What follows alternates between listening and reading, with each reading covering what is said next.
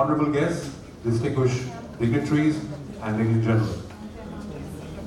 Today's session is hosted by the Gujarat State Electronic Mission, GSEM, under the Department of Science and Technology, Government of Gujarat, and is centered around a theme that embodies both ambition and action, from vision to velocity.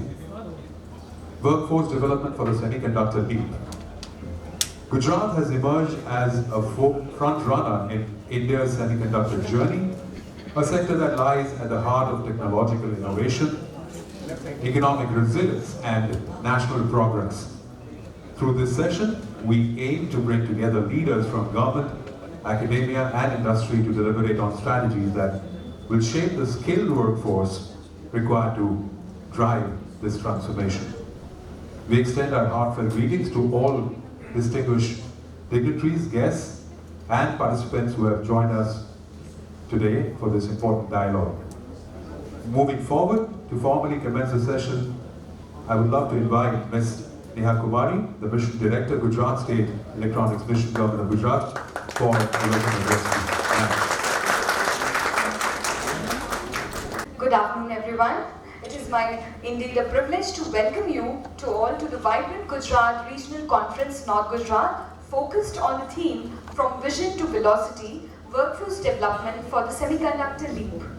Today we are gathered here at Ganpat University to catalyze a dialogue that will shape Gujarat's future in semiconductor and electronics manufacturing. This is just not a session about skilling, it is about building a resilient, future-ready talent pipeline that can power India's ambitions in the advanced technologies. Gujarat has emerged as a front-runner in electronics and semiconductor manufacturing, and with the establishment of Tata Semiconductor Fab and Micron ATMP, CG Semi, Keynes, Suchi, OSAT units, the demand for skilled professionals is unprecedented. Through today's engagements, panel discussions, keynote addresses, and strategic MOU signings, we aim to foster collaboration between academia, industry, and government to bridge skill gaps and accelerate workforce readiness. I extend a warm welcome to our distinguished speakers, Dr. Manish Huda, Director Technology, India Semiconductor Mission, Ms. P. Bharti, Secretary DST, will join us shortly. Professor Dr. Manoj Chaudhary, Vice Chancellor, Gati Shakti University, and our most honored and favorite, Ms. S. Aparna, CEO of GRIT, Government of Gujarat. We are indeed very thankful to you, ma'am and sir. I also thank representatives and leaders from industry, from Micron, E-Infochips, IIT Gandhinagar, PDEU, Namtech, SCL Mohali, JICA, SFAL, Monk 9, Keynes, TEPL, and Suchi Semicon, who will share their insights with us in today's seminar. I sincerely also thank and welcome senior faculty members and representatives from more than 26 leading engineering institutes from Gujarat, including LD College of Engineering, Ahmedabad, SSEC Bhavnagar, VGEC Chandkheda, Government Engineering College, and Government Polytechnic Colleges across Gujarat. Let this summit be a launchpad for actionable partnerships, innovative skill models, strategic investments that will empower our youth and strengthen Gujarat's position as a global semiconductor hub. Jai Bharat, Jai Jai Garvi Gujarat. Thank you. Ma'am, ladies and gentlemen, moving forward, I would like to invite Mr. Manish Huda, Director Technology, India Semiconductor Mission, Government of India, for his special address, please.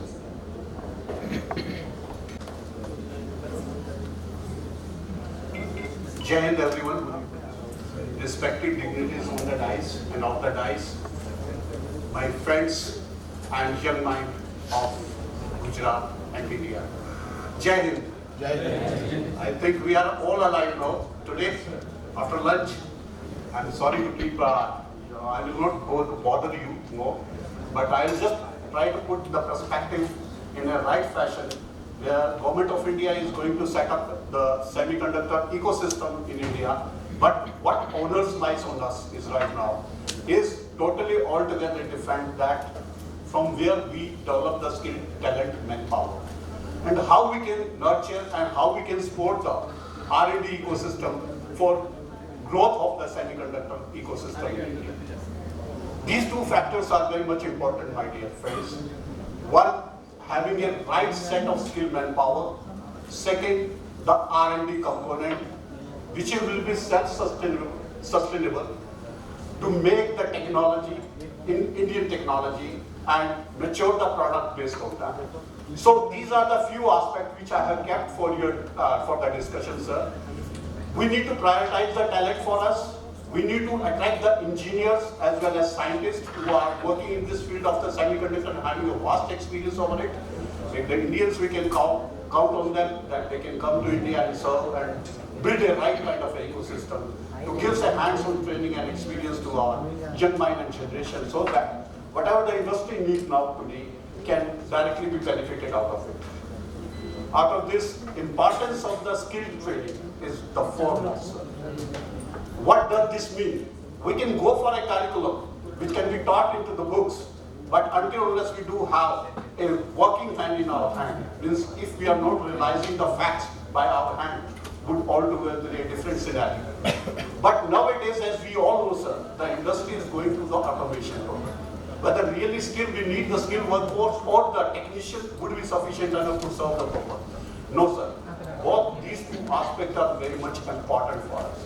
And what the core ahead and what the approach we should take, we should, cultivate the local resources available within the vicinity where industry is being developed, so that the partner from the industry can also guide the institutes which are within the vicinity to, draft the curriculum as per their tailored requirement, number one. Number two, also guide the students for taking into the R&D initiative for developing a thriving ecosystem for semiconductor manufacturing. So all these two aspects are very much important. And to going ahead, why is so important to train the people, particularly, sir, for semiconductor industry? Because it involves in different verticals, where the people need to know the protocol and procedure to enter into the clean room, how they need to behave into the clean room, how they need to work into the clean room. Are they comfortable in working for the next 6 hours continuously in the clean room without putting extra efforts on that? That has to be one of the most priority. And then high capacity, capital intensive, because the industry what we are talking about is capital intensive. If the person is not trained enough and make a mistake while operating on the equipment or the system, may create a cause for danger for himself, also for the colleagues who are working on the floor, and for the industry. So ultra pure materials which are supposed to be handled, they are the material which is supposed to be handled, which are supposed to be used for semiconductor manufacturing. Means handling them sometimes may be hazardous, maybe not safe for the for the personal safety, and maybe if I am not appropriately touching the material by the procedure which is supposed to be touched, I will contaminate it before using it into the line or into the process equipment. So that's what the foremost requirement, the ethics which we need to learn out of it, so that we can handle the system, we can handle the materials, we can handle the technology carefully. And the tight process control is one of the foremost requirements for the semiconductor industry. It is why this has been put here, sir. It is only the matter of fact that we can develop the procedures which are set procedures, but we need to also develop ethics within ourselves, so that it is already inbuilt in our bloodstream that whatever the procedure has been written out there, we need to be taken care of. And what is the best example out of it? Indian Space Research Organization already has developed that kind of skill set, where the set procedure and qualification standard already has been maintained. And similar in the case of semiconductor industry, SCL, which is running the facility over the years, and our DG sir is here, Dr. Kamalji, who is running this facility right now. And he knows that how to particularly train the people, and train the people in terms of having the ethics which is right in segment wise, so that it can go to the next stage without creating any obstacle to the industry, creating any harm to himself and his colleagues or her colleagues. So that's what the foremost requirement. And if I would say the verticals in which this training skill set is required, we do have a very good strength in design and IT. IT, I won't say, I have a different opinion on IT, but design segment, we are expert in. We are serving the nation, everybody knows. But on the fabrication, assembly, test and packaging portion, handling the utility and facility infrastructure which is required for, the semiconductor industry, equipment maintenance and materials is the key area where I think we need to skill and train the people beyond the curriculum, which is the foremost requirement. This is the global scenario for the next 3 years. What is the biggest challenge? Will be attaining the trained, skilled workforce in our hand and keeping them with us. That's the foremost challenge in the industry around the globe, not for India. So now we can understand, sir, there is a lot of statement being done, cheap labor. Whether this is the right statement to make in the Indian context, no. You can say that we have the right talent, we can serve the right talent in the right fashion, we can pay them off sufficiently so that they can be competitive in market. But if we compare with the global standard and with the kind of economic social infrastructure which we do have in India, that is the foremost requirement. And with that kind of a comparison with the US dollar payment, with the Indian rupees payment, a kind of a payment, there we can say, okay, competitiveness, we are cheaper. But still it's a very healthy kind of a package can be given by these companies to them. They can survive very good life by staying together with their roots, with their society, with their families, giving them a good life. So that is what the comparison in terms of, people used to say cheap labor. It's not cheap labor, it's a labor which is suitably compensated. It's the skilled manpower which is suitably compensated. And that is the way where we need to adopt a policy, all the industry which are being approved under Semiconductor India policy with the Gujarat government. They are having the 4th project on their plate right now, many more to come, I would say, and of course are in the rest of the part of our nation. But we need to keep into the mind to retain the manpower which we have trained over the years. So that kind of a mentality we need to also develop. Apart from that, there are several factors. One of the which one is most important is sustainability of the semiconductor technology ecosystem, where there is some investment on the R&D segment, where we can really develop the IP by our own and we can honor them and build the product based on that. So that should be the approach where the target we can really go to the next stage, sir, and definitely that will create a real stepping stone and change in the global scenario by the time down the line of 2035, that after 10 years when we see, okay, we have 13 to 15 semiconductor industry, they have absorbed the technology, they have matured the technology, they are doing the business, they have been served by the trained skilled workforce which has been developed in India, but having a component of R&D which is going then to be sustainable in terms of IP and product development over the next 50 years. That should be our target. And without the help of the institutes, R&D institutes, academia, this won't be possible, sir.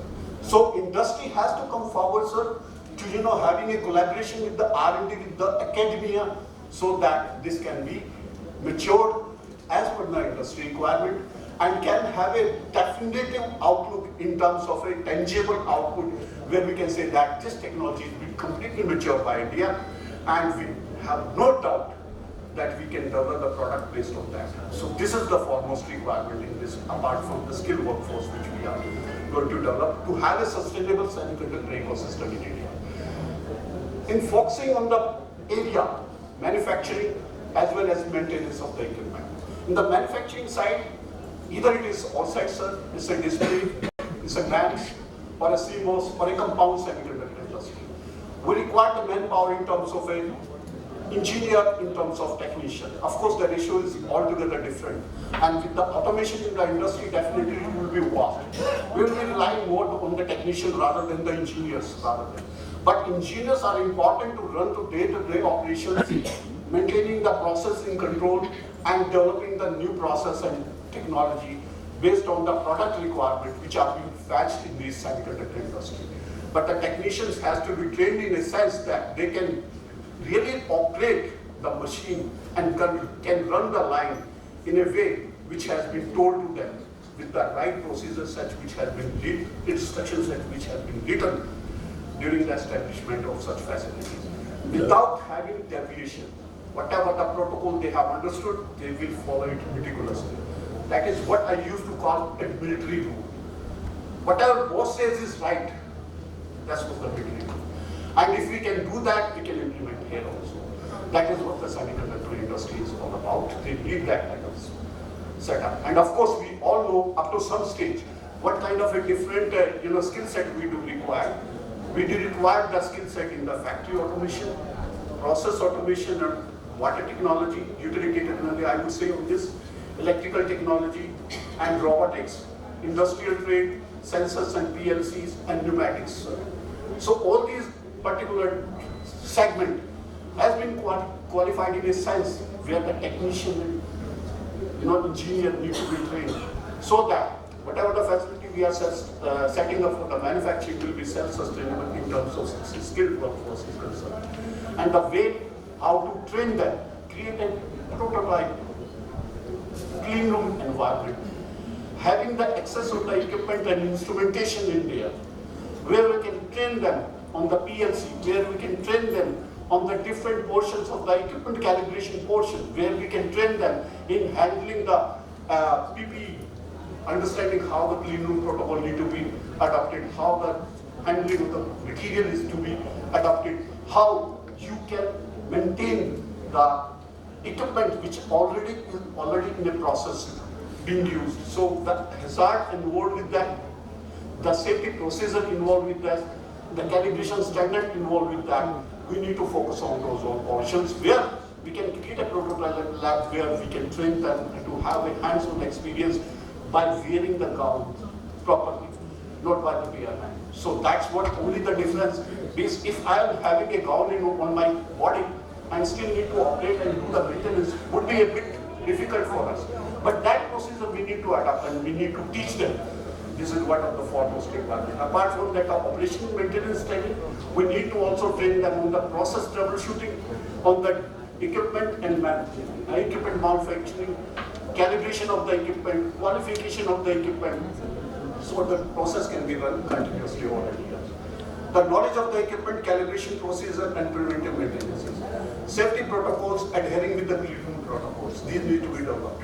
And flexible factory serving configuration where the exchange program can happen from the industry with the academia, where the people can be trained with a close learner, having a kind of expertise that they can have a hands-on experience while they are studying in their curriculum, but having what right practices industry is using. At present, Semiconductor laboratory is giving that kind of a training skill set.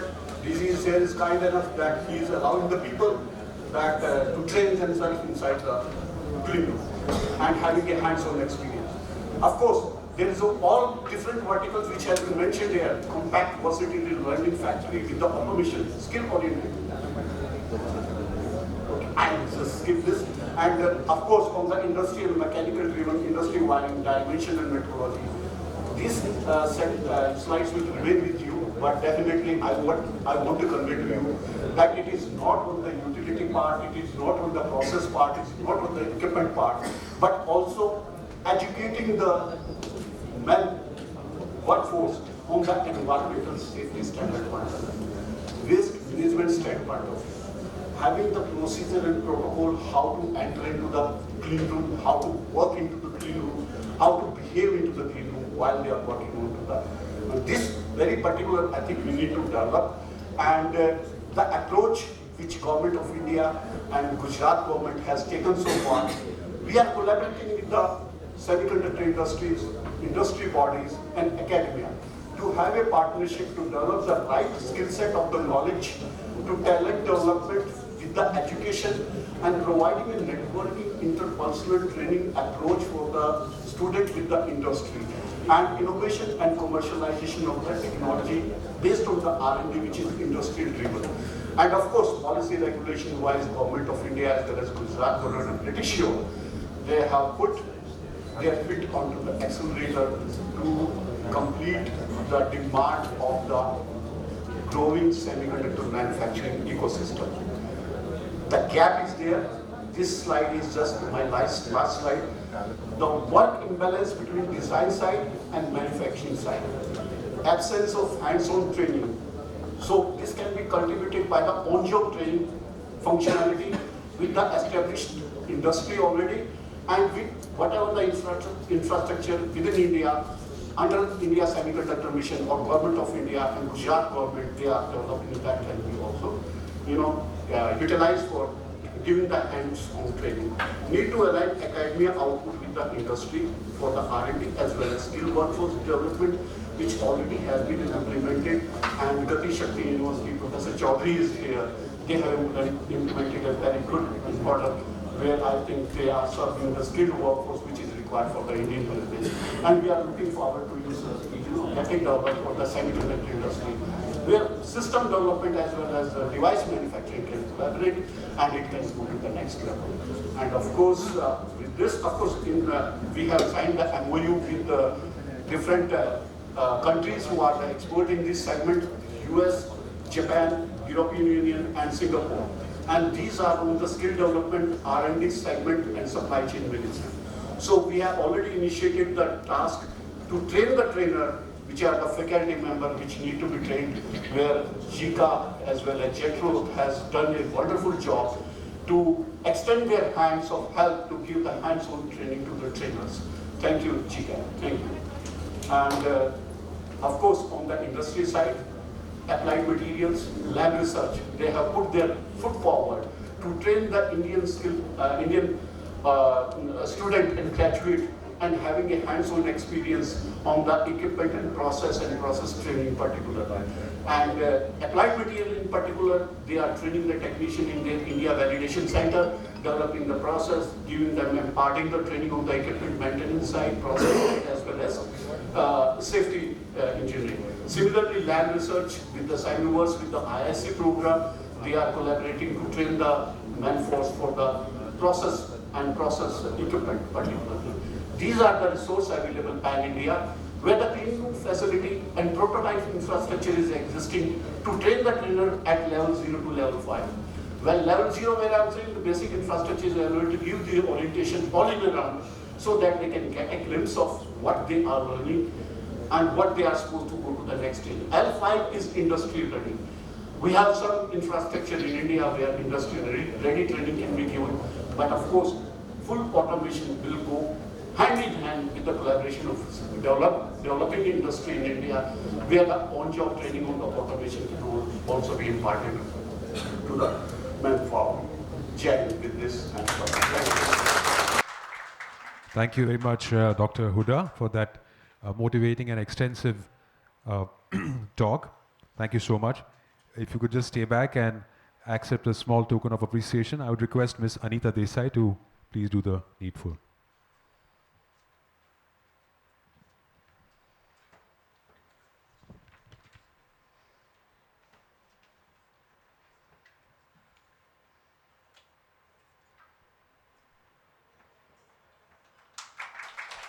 Thank you once again.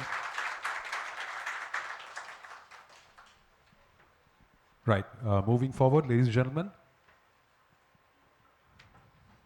It's an honor to invite Ms. P. Bharti, who is with us now, Secretary, Department of Science and Technology, Government of Gujarat, to kindly deliver her special address, please. Namaskar, respected Aparna ma'am, Gati Shakti University VC Manoj Chaudhary sir, Hudaji, and my colleague Neha. Good afternoon, all of you. So I give you a context of semiconductor industries and what are the things we are doing.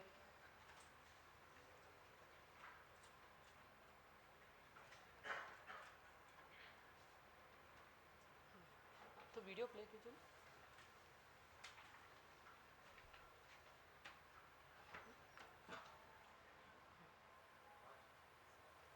एक बात कही जाती है, oil was black gold, but chips are digital diamonds.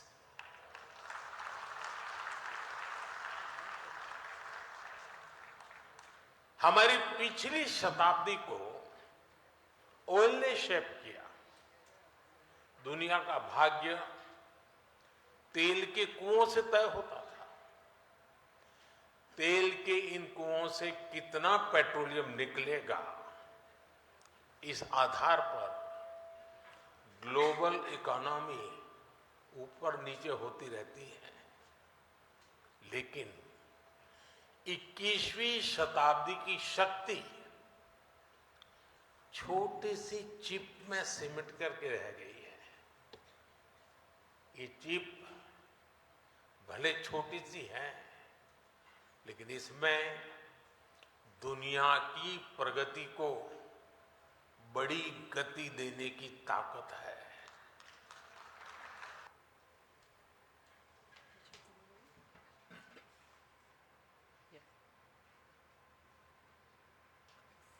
Semiconductors are playing a critical role in the world in more ways than we can imagine.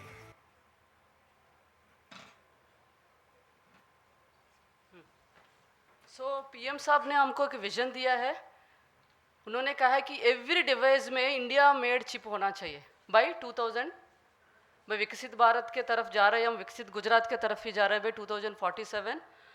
ये vision को आगे बढ़ना है। He spoke about digital diamond, new oil and economic engine growth के लिए कि semiconductor, especially COVID time में we have realized that chip का शॉर्टकमिंग था and we wanted to surpass all things and vision और मिशन मोड में हमको काम करना है। विजन को रियलिटी करने के लिए ISM बनाया। We have started Indian semiconductor mission in Gujarat में। Immediately we made Gujarat state electronics mission, Neha is heading that one. वो रियलिटी को आगे करने के लिए तुरंत हम एक्शन मोड में आए हैं। पूरा इंडिया में ISM ने अराउंड 1,20,000 crore बजट में, I think right, out 10 projects different 5-6 states में आया है। Out of the 10 projects Gujarat got 4 projects, the major chunk we got. They are in Dholera and Sanand. Any semiconductor industries, we need 4 pillars. One is policy support governance and other 4 pillars I'll talk about one. First we see policy support and governance. Governance के लिए GSM बनाया, which is single window clearance for all the fast track approvals and all. Then we have policies, framework. We have made a dedicated semiconductor policy, electronic policy, space tech policy, electronics component policy. I don't get into the details of the policy. Most of them know, and we will get it in the portal also. These are the policy. The second pillar is infrastructure development. Gujarat, you all know, and proudly we can say, and with strong this thing, we are the #1 in India. 6% of area, 5% of the population, but we are sees 8.6% of GDP. And more than 30% exports, and all of you know all the strengths of our Gujarat. And we have surplus power state. Why I am telling is our semiconductor industry, we need power is very critical, so we are having good redundancy of power. Then Dholera, a semicon city coming up very fast. We can compare with Thaina, Shunchu Park, a small country. The countries are pura world में almost counting 70 to 80% of the chip manufacture is going on. Maybe somebody's vision for Vision, maybe we also can work like that. Dholera is coming up. They have dedicated expressway, airport, all world-class infrastructure is coming up very fast. Then second our cluster is Sanand. Sanand also, and Sanand city, lot of things are happening, and it is declared as a smart city, and residential, commercial, all social infrastructure projects are coming in.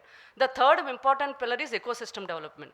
Ecosystem, 4 projects have already got. One is fab and other things.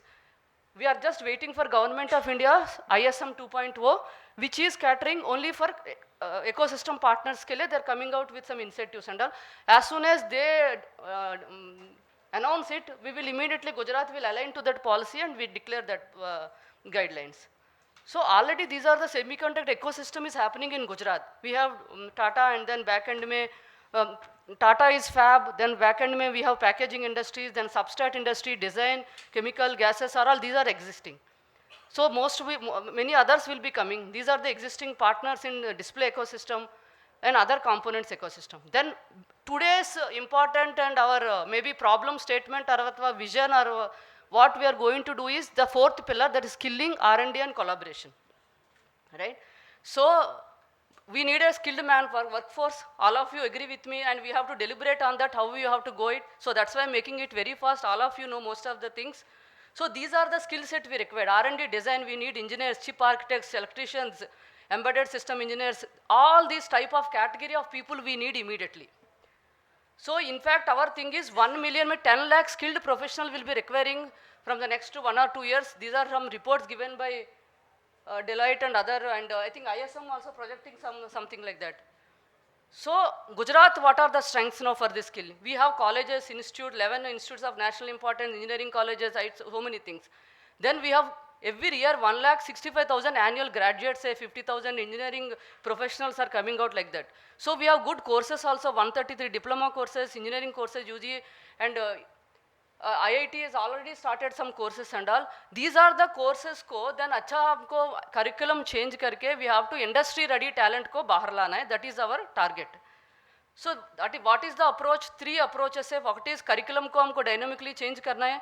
Third is people और teachers को train करना है to semiconductor ready. Then fourth is Tier 3, Tier 4 operators, workmen लोगों के लिए. These are the 3 approach we thought, but we will deliberate and please we will welcome your suggestions and we'll go ahead.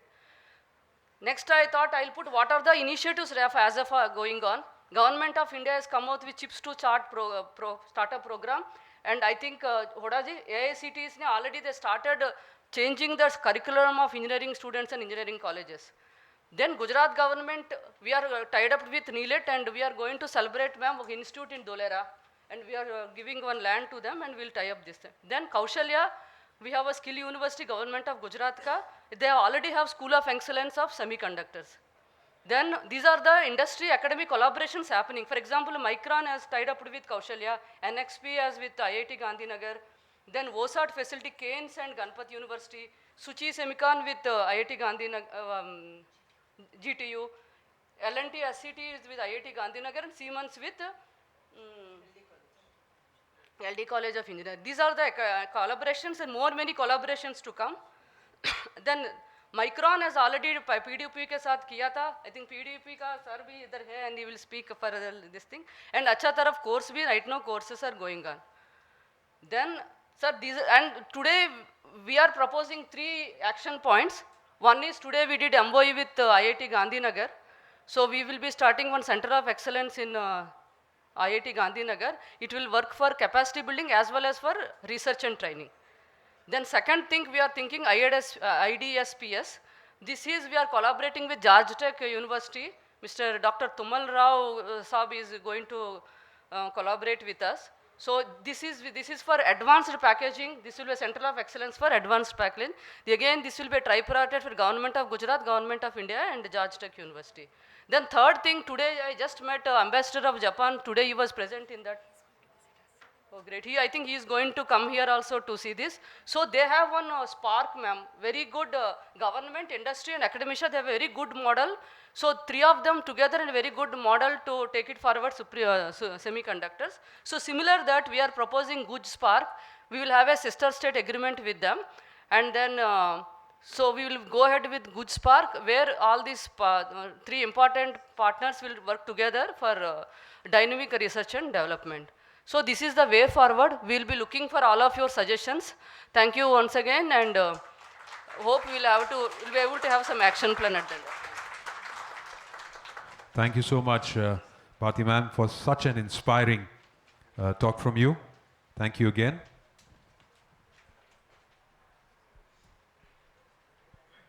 Right, we move forward. I request now Professor Dr. Manoj Chaudhary ji, Vice Chancellor at Gati Shakti University, Vadodara, Central University under the Ministry of Railways, to please deliver his special address. Thank you.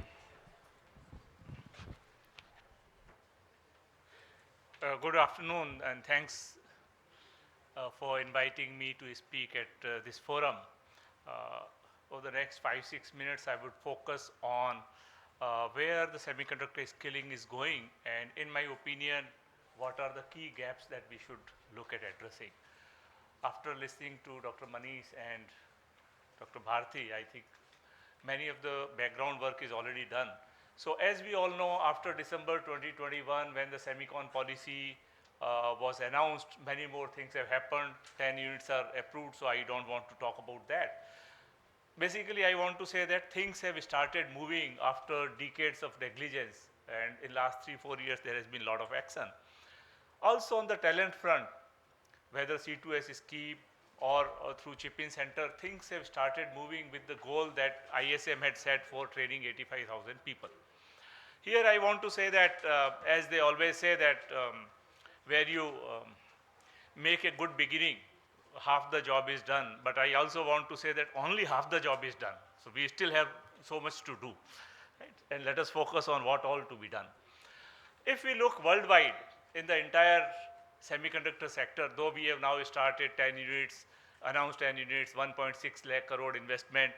If you look in all aspects of semiconductor chip design, whether who owns IP, who owns EDA tools, where the logic or the design memory comes from, where the digital or analog things come from, where are all the equipment makers, where are all the materials coming from, where is the wafer fabrication, so far has been happening and so on.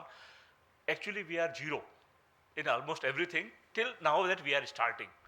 But we have 20% of the world over, all the design engineers the world over, 20% of them belong to India. That we have. But out of everything else, almost is non-existent in India.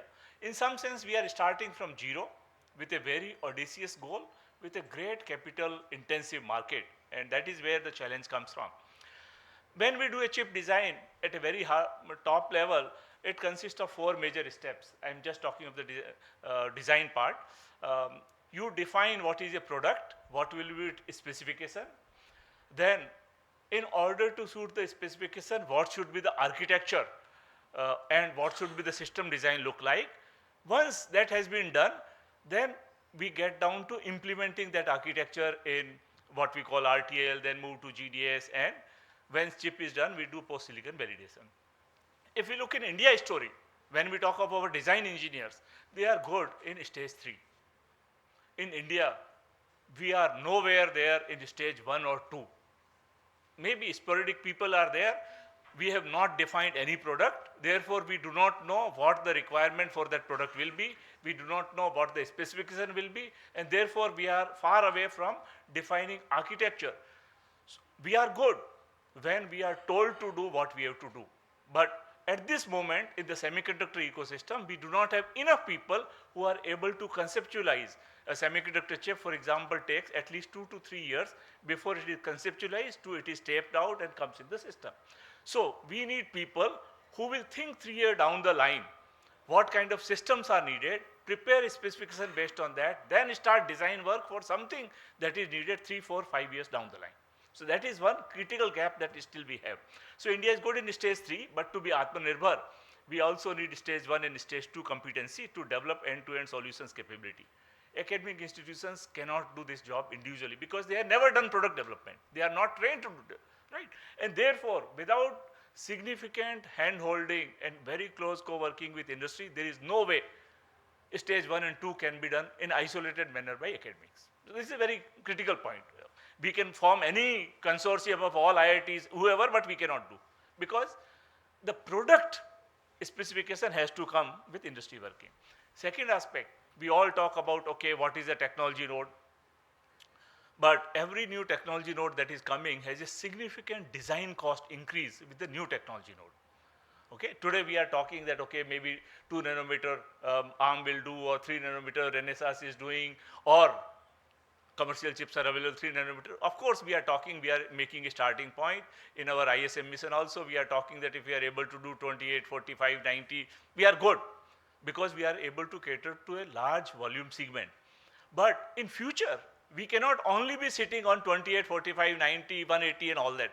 We have to start thinking of designing chips that are for advanced technology node, which is a very significant cost.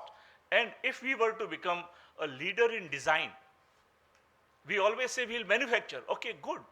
We will manufacture, but we will manufacture what? There has to be a design to manufacture. And that if we have to become a leader in design, then we need to invest substantially for design. Design-linked incentive is good, but it needs to consider these aspects which encourage people to focus design for the advanced technology nodes. We have to think about and definitely have a good balance between value creation versus volume debate, and we have to really think about what we are doing. Both are important. When we are designing for India, we also need to then think about scalable architectures. When we do chip design, which all segments it can work. We also need to think about what open source usage we can do for in all aspects.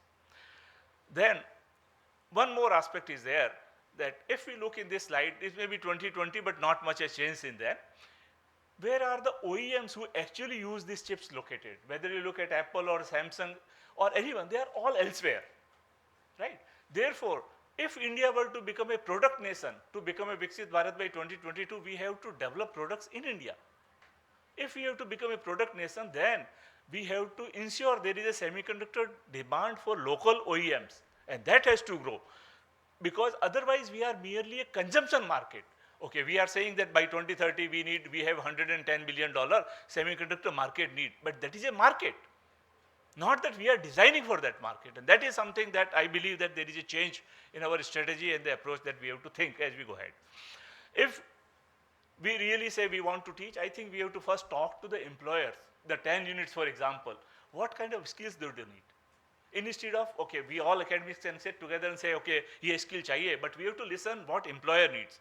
If you talk to employers, the top semiconductor skills employers want, design is important, it is key, but because a fab is a process industry, also requires not only electronics engineers, it also requires mechanical engineers, materials, so on, IC design, device physics, hardware development. India may be doing good, right? But fabrication and process engineering, not many aspects. Far and few, some institutes have clean rooms, but we need to work more closely together, because these are costly things that have been set up. And we have to leverage this collaboration to make sure that we derive value from the cost that we have put in. More important than that, these equipments in IITs, ISC, wherever, they become obsolete sooner, right? So we have to think to use them faster, and we have to also ensure their AMC contacts, everything are well planned in beginning. Test verification, yield optimization, very important. Costly equipments you buy, but you have to ensure that how do you get a quality yield from that. We have to think packaging, okay, many plants and packaging assembly, but therefore in many of our curriculum we have to think about hands-on. Of course, it's important to selecting the right packaging format, thermal modeling. Then when we have such costly equipments, we have to have good metrology and process monitoring practices, which are currently not much in India, not happening. We have to focus on how do we improve on defect density. So another important part. How do we ensure our equipment uptime is more than 99% or even more? Because costly equipment we want to run 24/7. That is another aspect. So through quality control, we have to have more tools built up in India for predictive yield, automated dispatch, equipment maintenance strategies. And the beauty of a fab is not only fab, but what is called as the sub-fab, which lies beyond the clean room.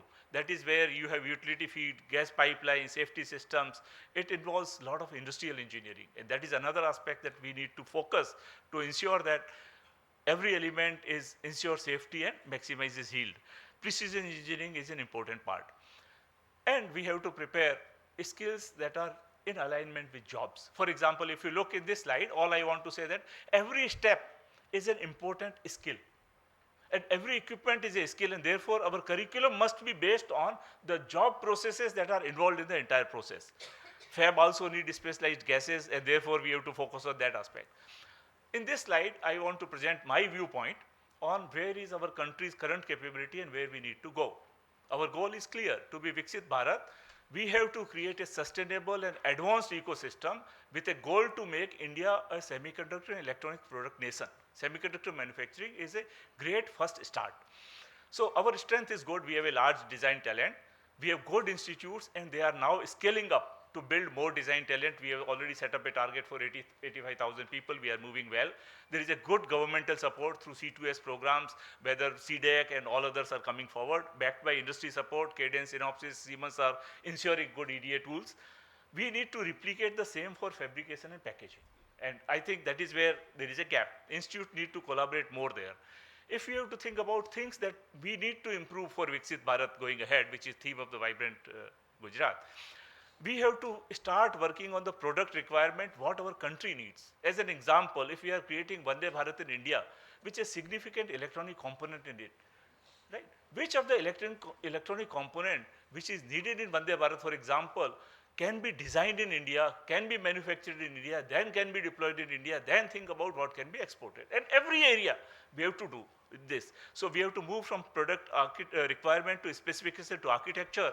And in chip world, what we call power performance area requirement is an important aspect. And this is something that we have to definitely teach our students more and more. If we leave open-ended, then people can design the fastest computing chip possible. But we have to, for example, put in mobile. We have to worry about the mobile size cannot be more than 6.8 inches. We have to think about area. You cannot have a chip consuming so much power, otherwise you have to recharge your battery again and again. Therefore, PPA consideration is important.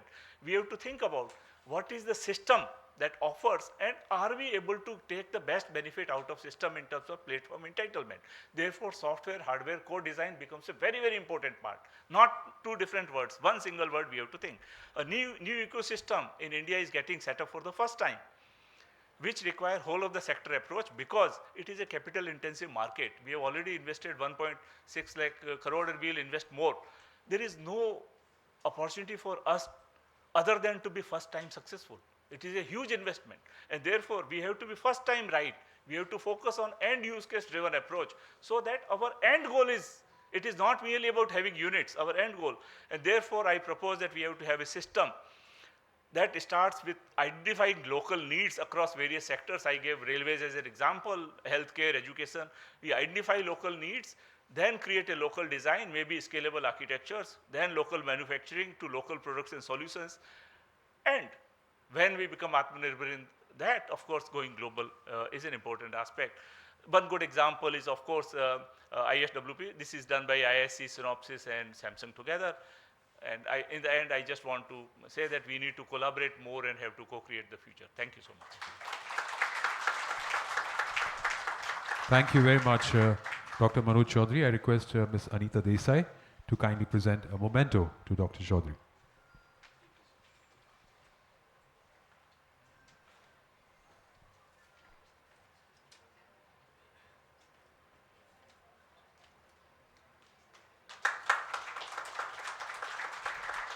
Thank you once again for all the knowledge that you shared with us. It is now my privilege to invite Ms. S. Aparna, Chief Executive Officer, Gujarat State Institution for Transformation, Government of Gujarat, to share her insights and deliver a keynote address. Please, ma'am.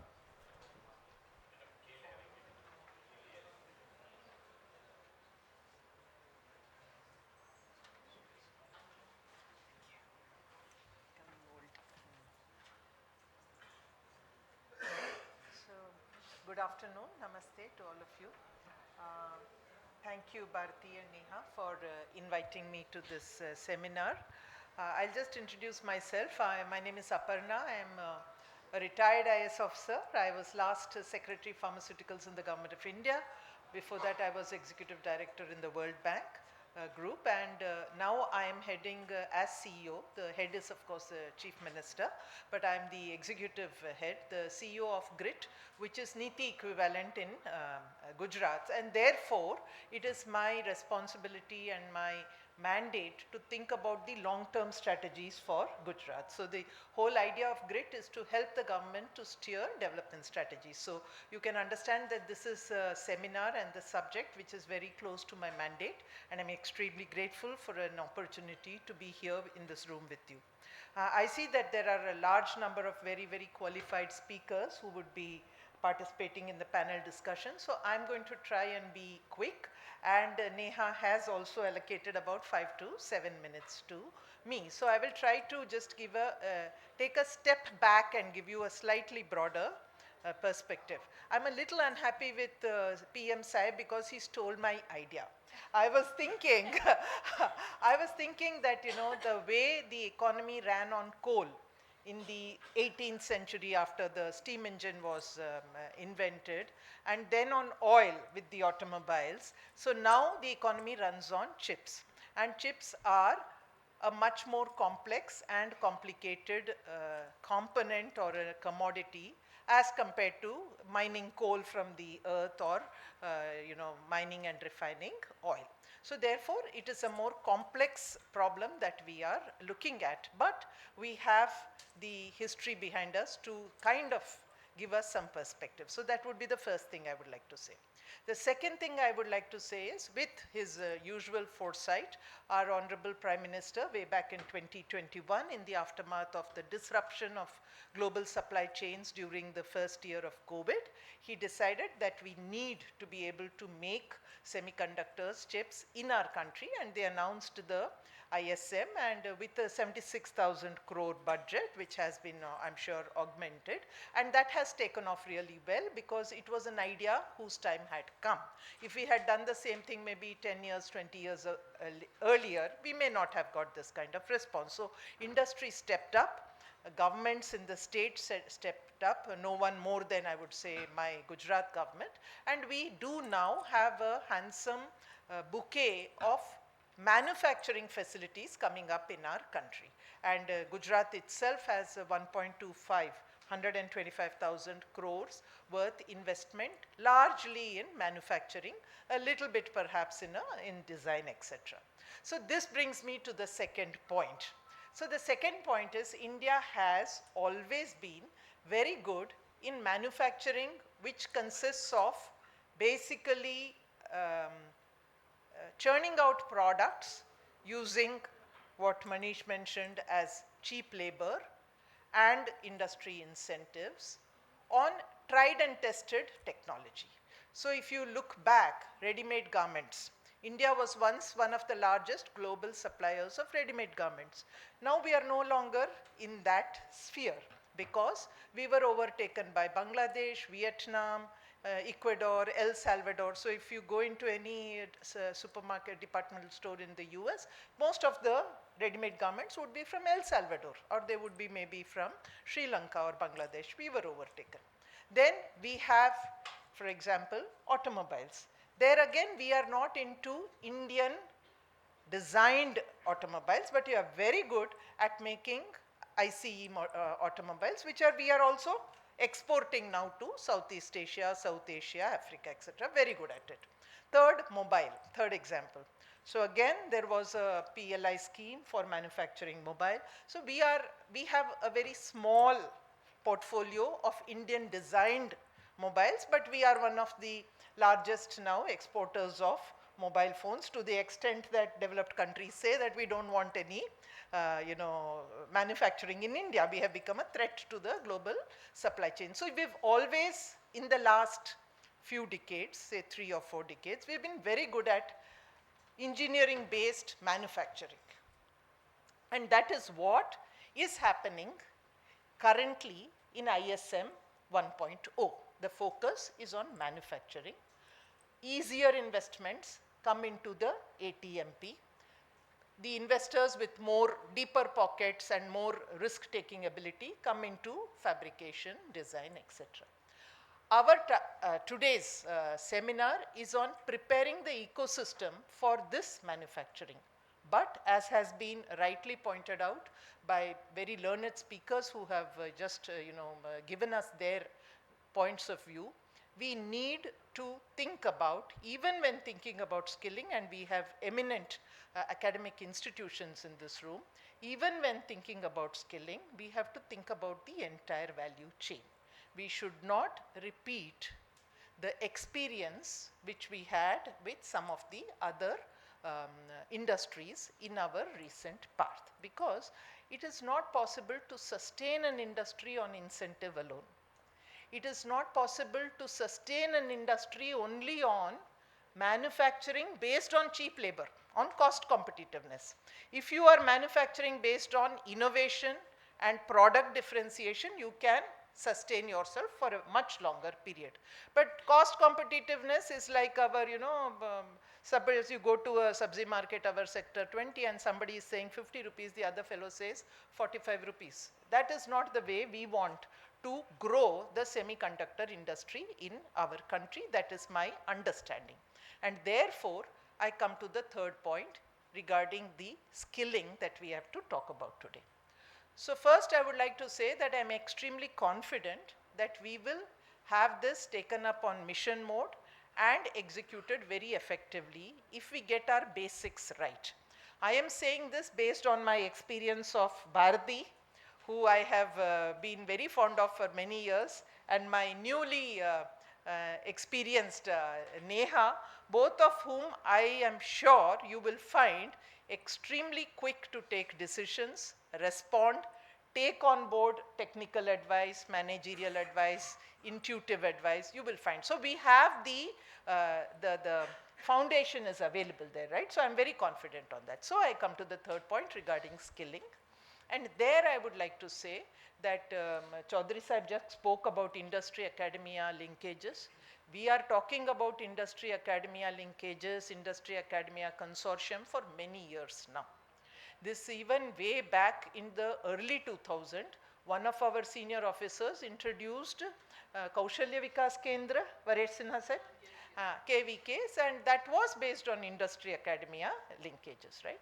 We need to do it right. That is my feeling. Because India is not the only one who is looking for skilling.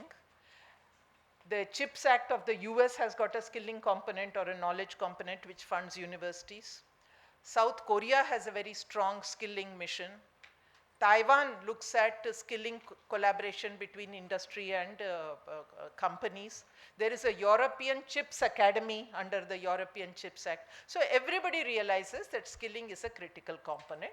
So I would just like to take 2 minutes on what I feel should be some of the features that you may like to consider. One is, as I mentioned, this is a critical industry. It is a multi-sectoral industry. So you have specialty chemicals, you have gases, you have ultra pure requirements, you have process engineering, you have substrate, you have the actual metallic elements, etc. So there are many departments involved in this. In addition to which, as was again mentioned, you have the components or the factors of process management, which includes maintaining very high quality consciousness and awareness in the workforce, etc. So you have a multi-sectoral and in an academic term multi-departmental and in fact multi-institutional competencies would be required. Therefore, there is a strong need to have a collaborative approach. So we cannot simply say that one industry and one university will come together and we will have solutions. That may or may not happen. So I do believe more granularity in the approach will help us, because at every stage, and that was shown very, very graphically by Chaudhary Sahib, at every stage of the process you require different skills. At every stage of the value chain you require different skills, and therefore more granularity in the kind of skills that are required will be helpful to us. That is one point I want to make. So to be one is to be very collaborative across academic institutions, across industry, because the industry is also along the value chain. Second is to have a more granular approach. So it's simply saying that we require 1 million technical manpower. We should be able to break it down to what is happening in Gujarat, what is the actual numbers of manpower that we would require over a period of time, what are the specific skills that they would require, and going forward, how can you broaden their skills and keep upskilling them. So today the guy may come in a relatively, guy or lady may come in at a relatively low skill part of the supply chain or the manufacturing process, but he or she should be allowed to move up or should be enabled to move up to a higher skill. How do we do that? That is one point I would like to say. Second is, I think while I appreciate that these are not cheap workforce that we are or inexpensive workforce that we are developing, they have to be highly cost effective workers that we are, skilled workers we are developing. I think we also need to look at the cost effectiveness of the projects that we are taking up in these academic institutions. So of course IIT Gandhinagar sir is here. What I got on the paper is 194 crore and outcome which has been shown is 500 technicians in 5 years. So I'm sure there is something wrong here. It cannot take, even though most of it will be capital cost, I'm sure that we will be able to reduce the variable or the additional incremental cost for every technician that we skill.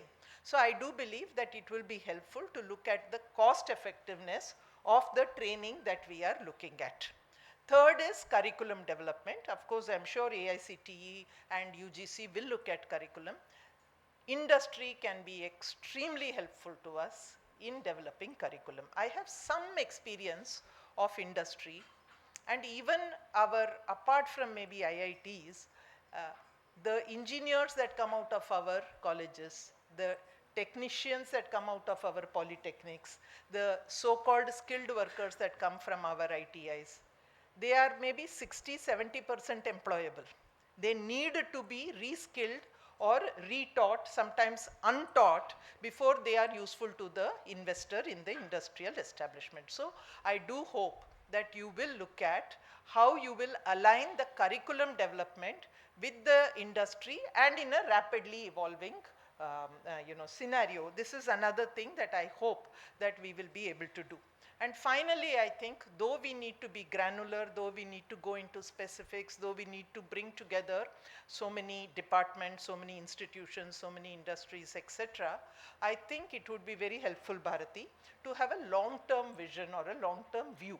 What you would like to achieve in 3 years, what you would like to achieve in 5 years, 7 years, 10 years, 15 years, because the chips are not going to go anywhere. Right? So they will continue. Even though we may say that cycles are shortening, we can expect that for another 50 years, this is going to be a very critical item in our production. So a longer term view will be very helpful, focusing, as I said, as we go forward in the basic and high skilled jobs or high skilled components in the value chain, which include of course design, etc. So a longer term view would also be helpful. You can get some inputs from countries that have already walked down that path, but I think there is a lot that can be discovered and invented in-house given the eminent people that we have in this room. So I will end by saying that this is a small room. All of us, many of our attendees are standing, but 3 years, 5 years down the line, I hope that you will remember कि यहाँ से शुरू हुआ था. I hope that you will remember.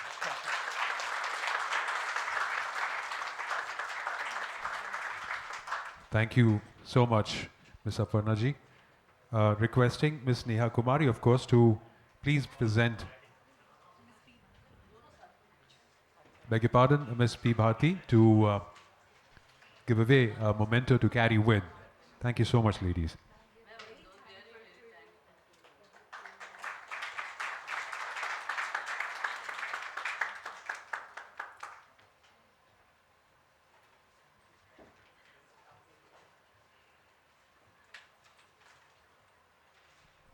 Thank you so much, ladies and gentlemen. Thank you so much for your time and real great knowledge that you've shared with the entire group, entire room.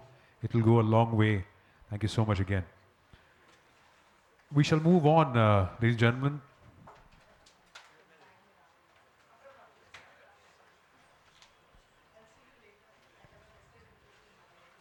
And here's announcing the first panel discussion for today. Very, very important and interesting. It's Building Gujarat Semiconductor Talent Pipeline. This session will bring together experts from government, academia, and industry to deliberate on how we can collectively strengthen the talent pipeline and build a robust workforce for India's growing semiconductor ecosystem. I'm inviting Mr. Nilesh Ranpura on stage to moderate this panel discussion. Mr. Ranpura is the director of ASIC Engineering at eInfochips, an Arrow company where he leads the company's advanced semiconductor design and development services. Please join me, ladies and gentlemen, in welcoming our moderator with a round of applause. Thank you. Over to you, sir. Warm welcome to luminaries of the dais.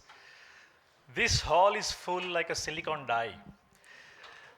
I drink electronics, I eat electronics, and I breathe electronics.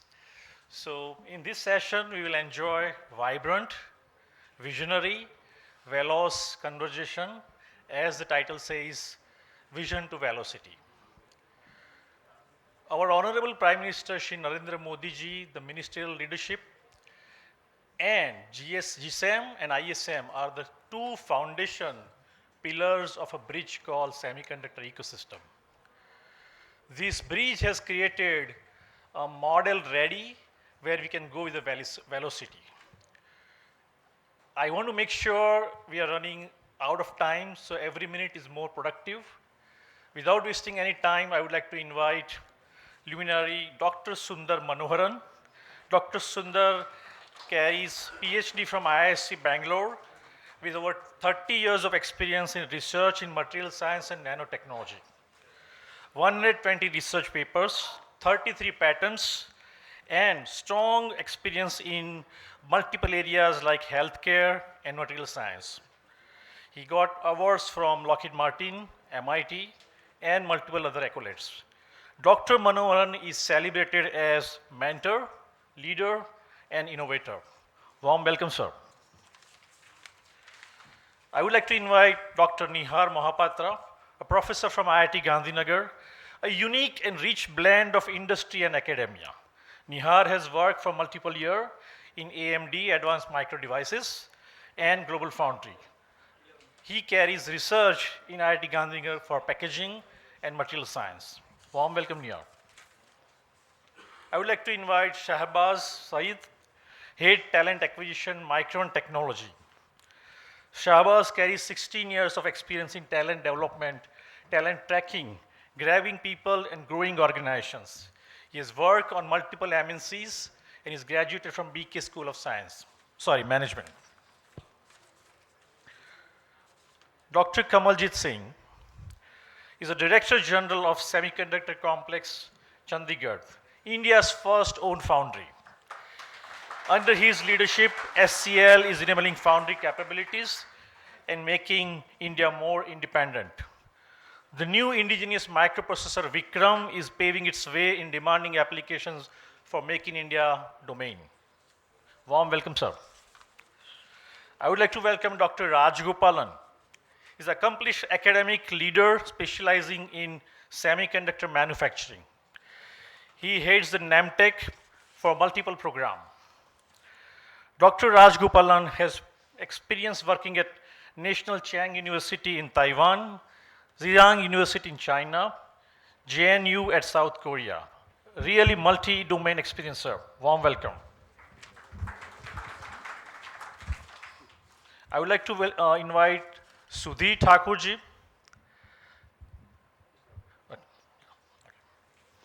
Warm welcome to everyone. My first question is to Dr. Sundar Manoharanji. How can we fulfill industry expectation in this ever-changing, constantly demanding high-tech world, looking at the skill gaps in this constantly changing world?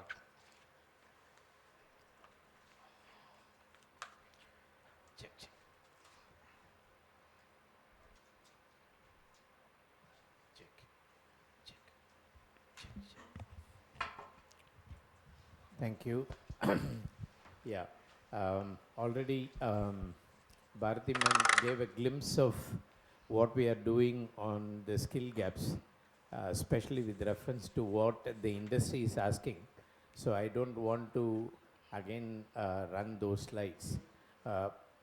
What at present in the Gujarat context we have is big dearth for skill set in the ATMP, especially in the packaging, because all the industries who have launched their presence in Sanand, they are essentially on ATMP.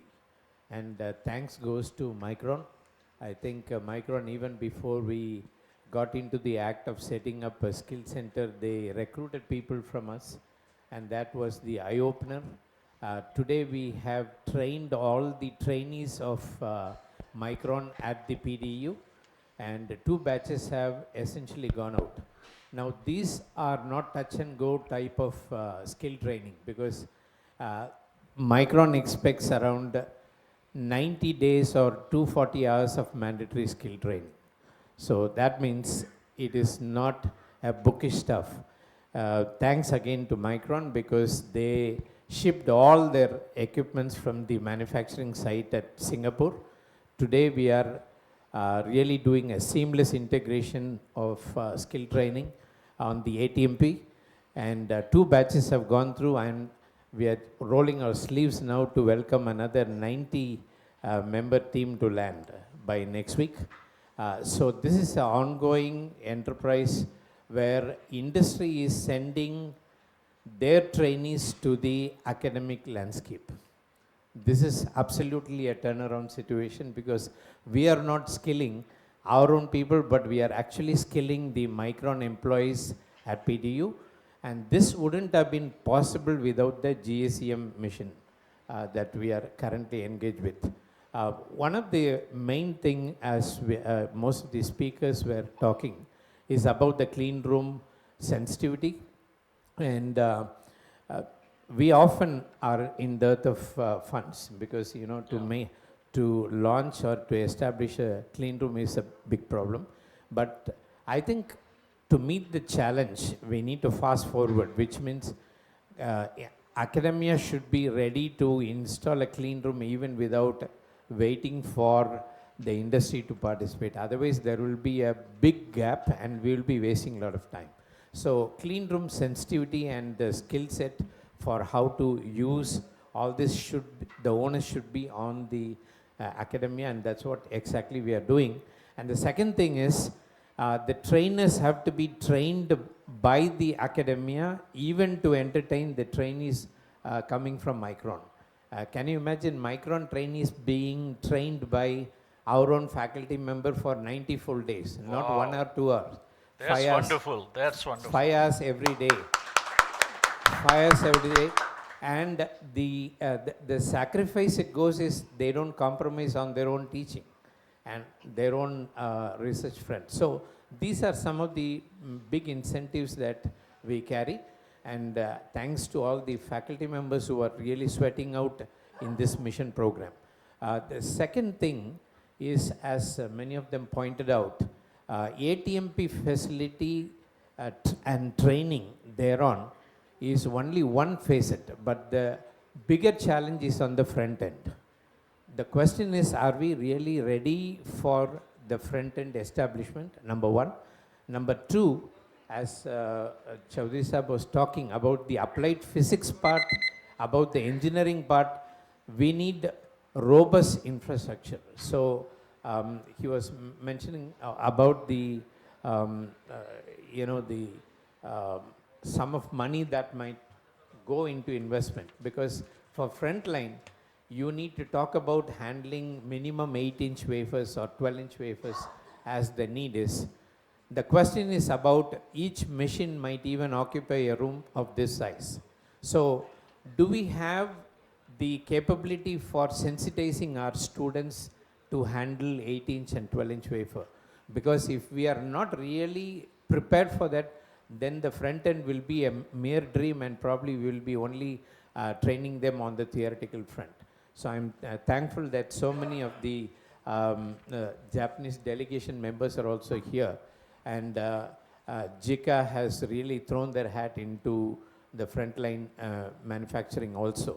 So as far as academia is concerned, the demand for skill training is more on the front end. Correct. The ATMP will definitely happen, and it is already happening. I mean, as PDU, we are not only showcasing the ATMP facility which we have now. Now we are getting ready with another 2,500 square feet front end fab facility, and next year we are actually coming with a 14,000 square feet fab and facility for front end again, and we are actually now in the matchmaking process. So once we get our OEM partner, we will go through that. Yeah. That's amazing, sir. Taking initiative on clean room, front end, and pushing academia to train industry. Amazing. And thanks to Micron for investing into this whole ATMP setup. Well, sir, my second question to you again looks like you are amazingly resonate. Everyone is expecting from academia because industry needs talent. What is your input to industry to make this ecosystem better? Yeah, I think I already covered that in my earlier reply, but I feel even for skilling in front end, if we don't have a OEM partnership, I think it will fizzle out. Therefore, in the audience, I don't know whether any industry people are there, but if we, some people were commenting about 8 nanometer, 3 nanometer technology. But in my opinion, I am bidding for a CMOS sensor. We don't have to go for processor industry, it's much, much delicate.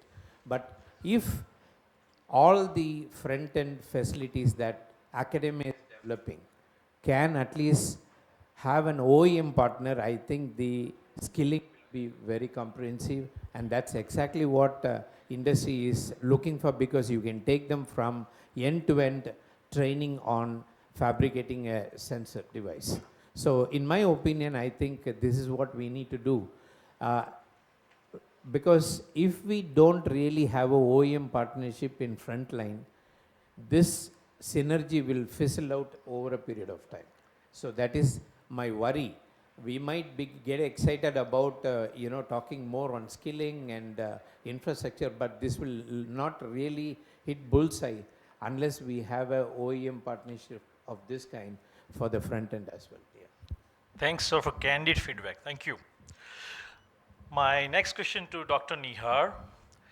Dr. Nihar, what are the top 3 areas where you see IIT Gandhinagar can lead and need both curriculum change? What are the top 3 areas for curriculum change? Yeah, so good question. So when you talk about semiconductor curriculum in general, so it has actually 3 verticals, right? So one is semiconductor circuit and system design, materials, devices and processes, and the next one is semiconductor manufacturing. So if you look at the courses that we are teaching in IITs or the other engineering colleges, most of them are focused on circuits and VLSI design kind of courses. Very few courses on devices, even fewer in processes and manufacturing. So we need to revamp curriculum. We have to put equally even more courses on materials, devices, processes. Also manufacturing, when you talk about manufacturing like semiconductor manufacturing, yield engineering, plant engineering, process control. So these are the things we should include in the curriculum. Since we are talking about industry relevant courses, so we should have lots of hands-on component. So we have to at least 50% of the courses should be lab-based courses, not in the classroom. Students should go to the lab and have hands-on. So keeping this in mind, IIT Gandhinagar has recently launched a 4-year BTech program, very focused on semiconductor, and we will focus on all these 3 verticals. And also we are actually designing our labs, so students are in 2nd year, but the moment they go to 3rd year, final year, they will have lot of lab courses even. So another thing is, means we have to include industry to our curriculum. So if some industry professors could come and co-teach some of the courses, or students could go to industry and spend significant amount of time, like 6 months and more. So IIT Gandhinagar also started like 6 months internship. We have actually approved 6 months internship for students, so they could go to industry, work for 6 months, and they could even get credits for that. Right? So and now we are inviting industry to co-teach most of our courses. So these are the 3 things. So one is more lab-based courses, include manufacturing, yield engineering, plant engineering type courses, as well as lots of industry to our curriculum. So. Thank you, Nihar. My second question to you is important. Talent is a function of students and expertise or experience.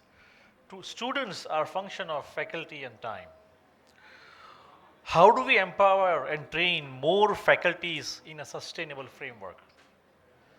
Yeah, so faculty training could not be done in the classroom. So basically, we have to really design very particular courses, right? So we have also thought about that the different certificate courses, so which are very focused on particular domain. Let's say manufacturing. So we'll have a full course on manufacturing, where the faculties also come to know about what is happening in the plant and how yield is calculated, or how yield is improved. Or also advanced topics like AI, I mean, because this is a domain, I mean, this is a era where AI is used everywhere. So we have also thought about courses like AI in manufacturing.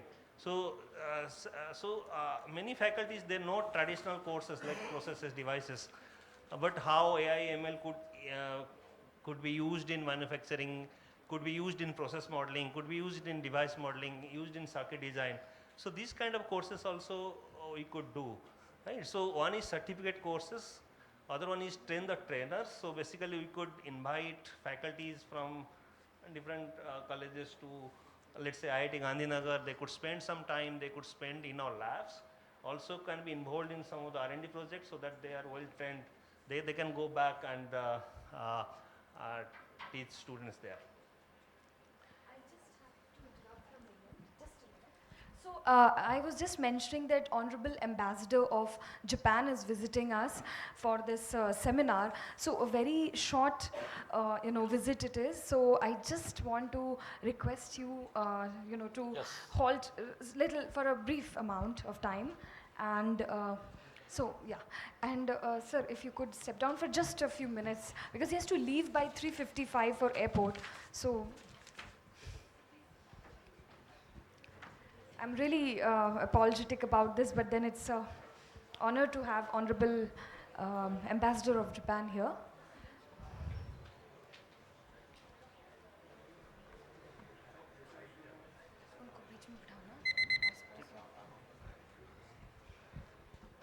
Thank you, gentlemen, for being considerate to do that.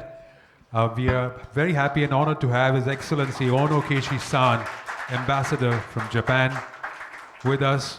Very kind of him to take that time out to be here in this session. And very warm welcome to you. And if we could...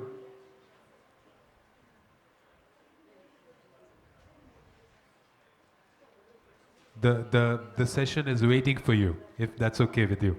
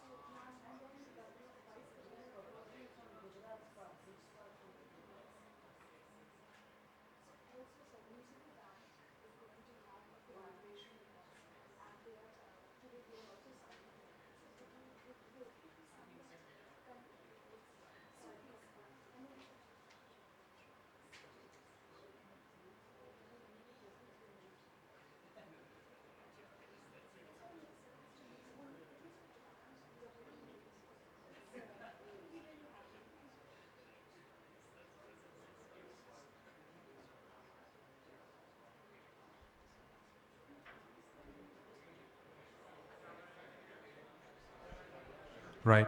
So, ladies and gentlemen, it's an honor to have, like you said, His Excellency Ono Keishi-san, the Ambassador of Japan, and he's here to witness an MOU to be signed with Mizuho Bank Limited.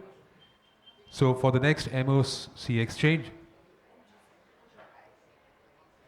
between the Government of Gujarat and Mizuho Bank Limited, I would like to invite Mr. Masaki Kaneko, Chief Executive Officer, India, and Mr. Manu Jaswal, Senior Director and Head of Gujarat. Requesting Neha ma'am and Ms. P. Bharti to be please be seated. Thank you so much. Once again, Mr. Masaki Kaneko, Chief Executive Officer, India, and Mr. Manu Jaswal, Senior Director and Head of Gujarat Mizuho Bank Limited for the MOC exchange.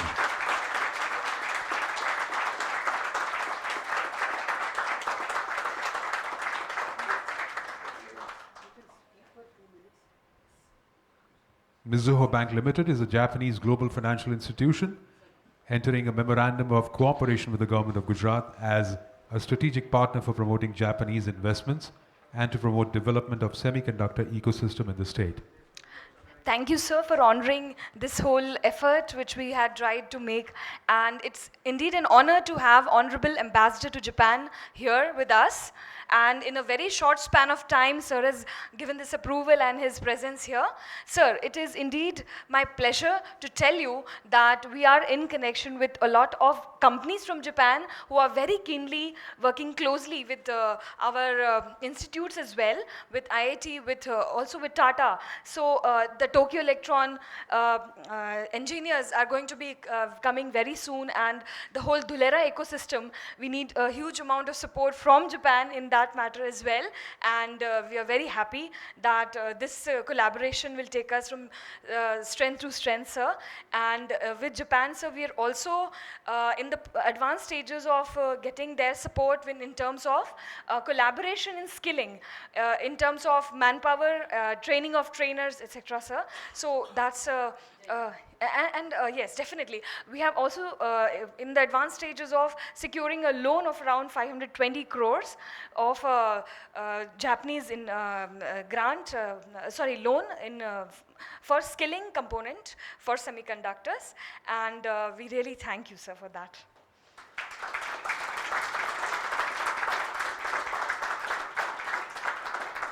Thank you, Bharti ma'am and Neha ma'am.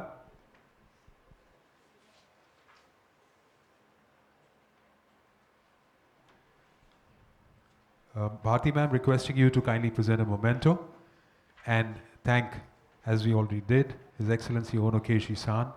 Thank you once again from each and every one of us for being present here and taking that time out for us. A small thing to remember and take it back home.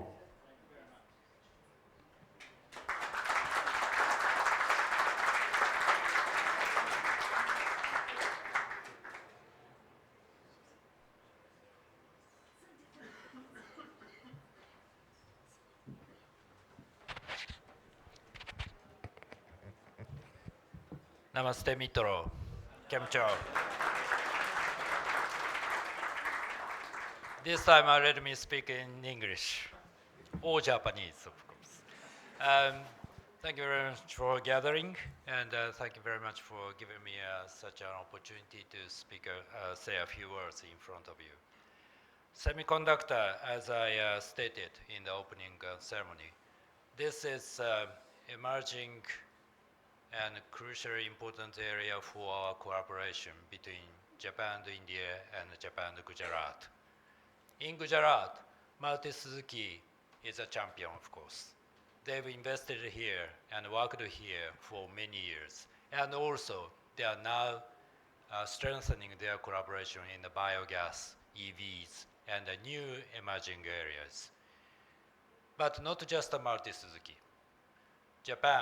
Japanese government, Japanese investors, businesses, academics, we all are eager to get engaged in the Indians' new journey to manufacture semiconductors in India.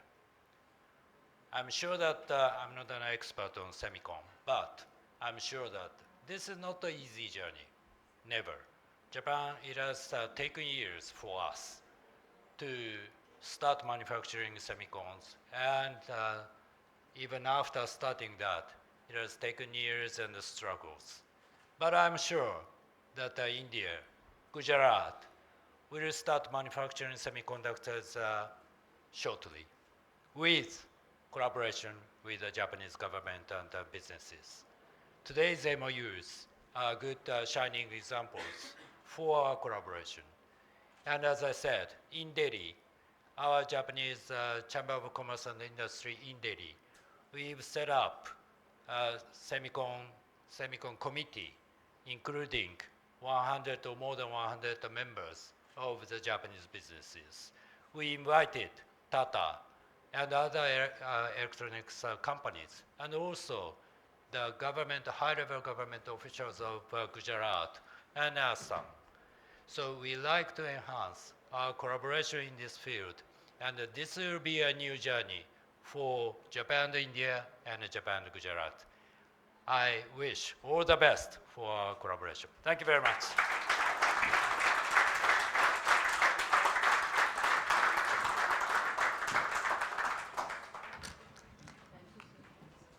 Thank you for your time and these remarkable words for all of us. Thank you so much for attending. One more round of applause. Thank you so much once again. And we can continue with the panel. Thank you for waiting. So requesting all the panelists to be on the stage again, please.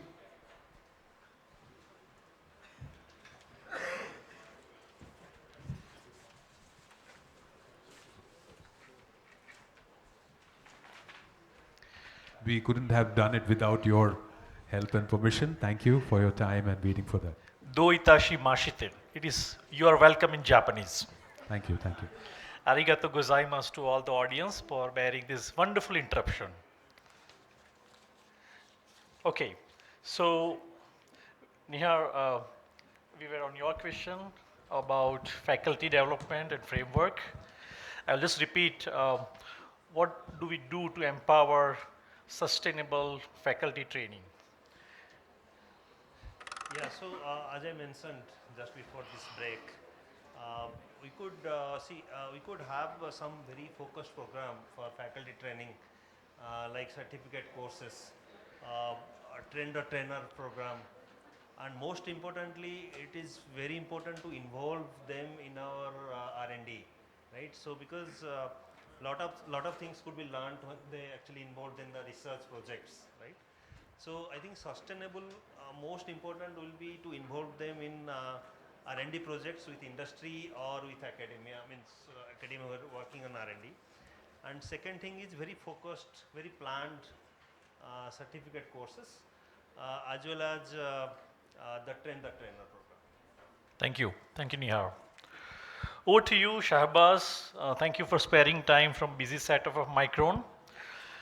My question to you is, what is the status of overall ATMP in India, and what are the key job functions needed for hiring, talent building? Thank you, Nisa. Okay. Thank you, Nihaji, for giving this opportunity for all of us to discuss this, crucial topic, which is basically what is the landscape of talent, definitely specifically to semiconductor industry, India and Gujarat. So if we discuss about the talent model or human resource model of the any semiconductor industry, and specifically if I talk about from the ATMP model, generally it is bottom heavy. Okay, you have operator, then you have a technicians, and then the engineers, and then the management cadre. And generally 40% of your entire headcount consists of operators, and then it will be top up with the another 20% of technicians, and then another 20 or 25% around is basically engineers. So if you see this 85% chunk of the entire pie is basically technician, operator and engineers. And here we have a great opportunity for our engineering graduates, diploma holders and the ITI grads. Okay, they can enter into this domain of semiconductor with a kind of zeal they have. Yes. Okay, here I would like to emphasize one thing more, that when we talk about this entire model, specifically if I talk about Micron, we are looking 85% fresh engineering graduates and the ITI guys. Why? Because we all know the talent landscape here in Gujarat, we do not have skilled manpower, and in this scenario generally we believe in reskilling and hiring fresh graduate and nurturing them and molding them towards our domain. Okay. So this 85% chunk, generally we have a perception in market that we generally hire electronics and electrical guys, but it's not the truth. It's a half truth, you can say. It's not the 100% truth. So this semiconductor industry has opened the doors for most of the engineering streams, including electronics, electrical, mechanical, chemical, industrial engineering, and even civil also. Okay, I give you example like if it is a chemical engineer, okay, where he can contribute. There are a lot of processes like etching, doping, photolithography in fab, okay, where chemical engineers are highly required and welcome.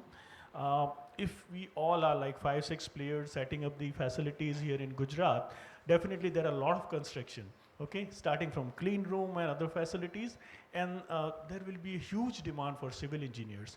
But civil engineers, does they know what is the clean room? Do they have that skill set? Mechanical engineers or chemical engineers, do they know little bit about doping or photolithography? Yes, that is the gap, okay? And how we can fulfill this gap, that is one of the most crucial area we all need to address. Like just now, Manohar sir discussed about, setting up the center at PDPU and training the people. So I suggest couple of approaches we have taken up. The first thing is enhancing the curriculum. So we are working with GTU and other 7, 8 universities here in Gujarat, where we got the privilege to introduce 40 hours, 3 credit course, okay, which is implemented in the 6th semester.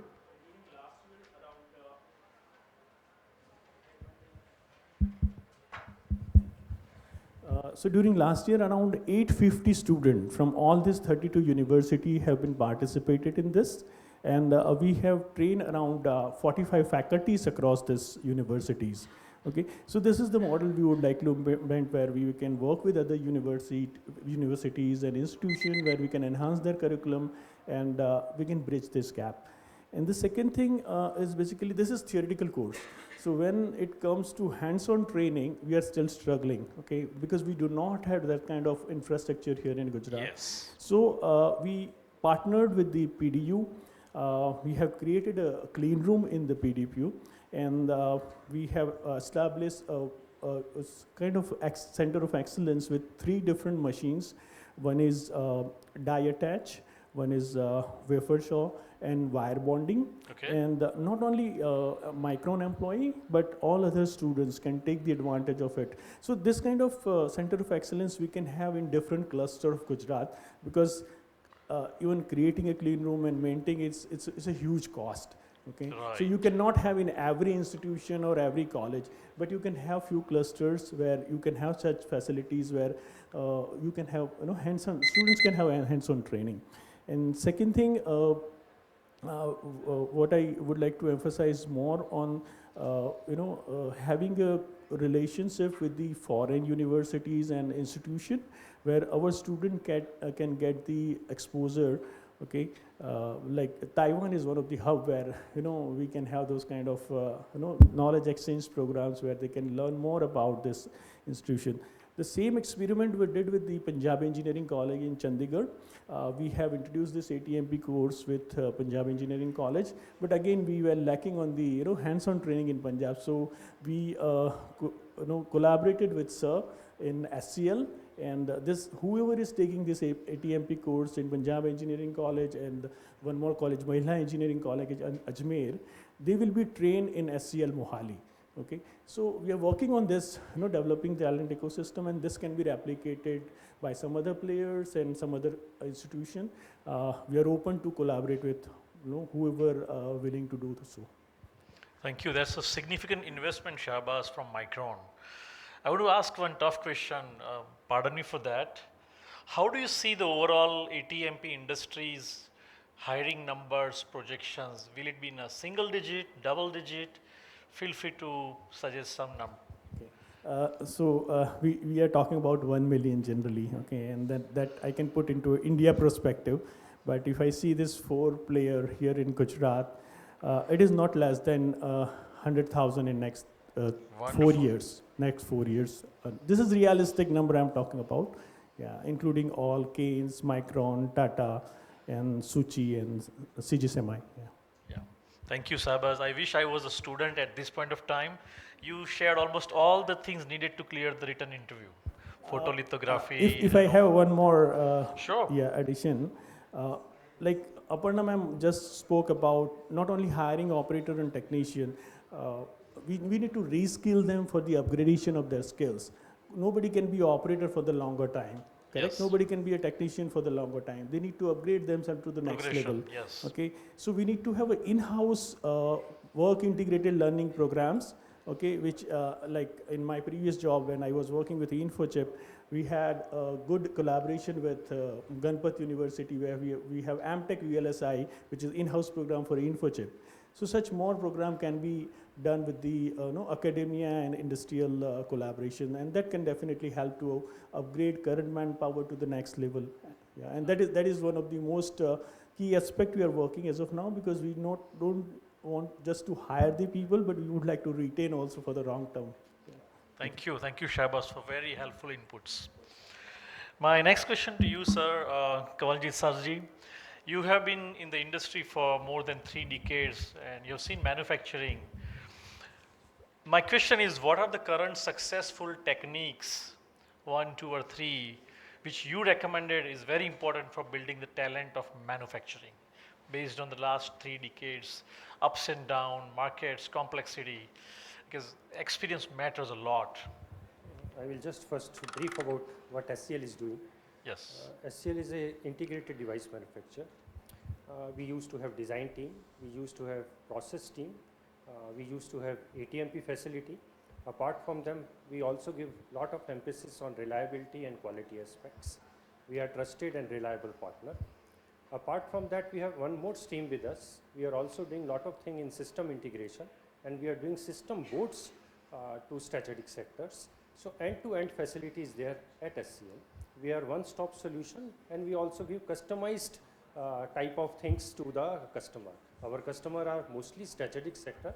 For past 2 or 3 years, we are also initiated after coming to METI in commercial domain also.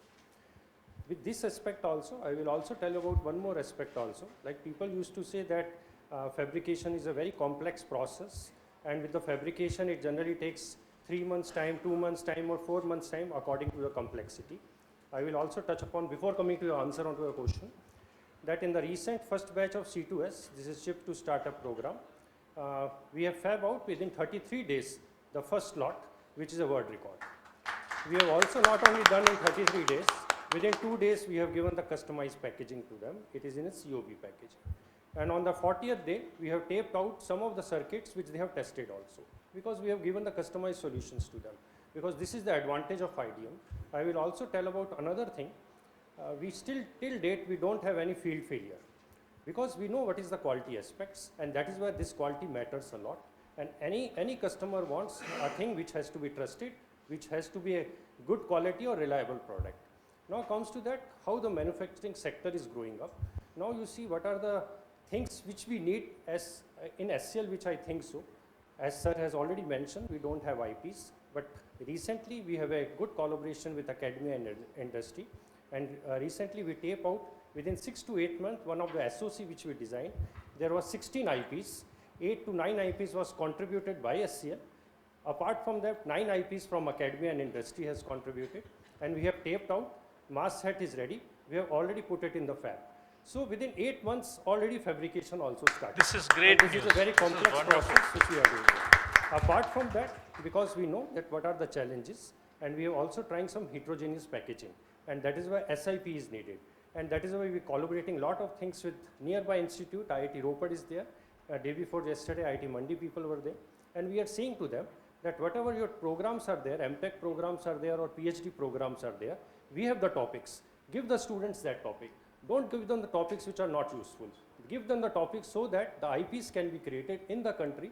We can utilize your knowledge in our actual domain, and they can easily be proud of that this is their circuit which is going on, which is flying, or which is part of the any circuit. Now the next advantage which we are having is we are giving a lot of thrust to indigenization. Indigenization is something like chemicals indigenization, gases to be indigenized. And I find it out there are a lot of industry in the Gujarat, Dahej, which are giving us some chemicals, which we utilize this chemical, but we are not giving the committed orders. And that is why they are not coming forward to us. I think that is the gap which has to be looked into.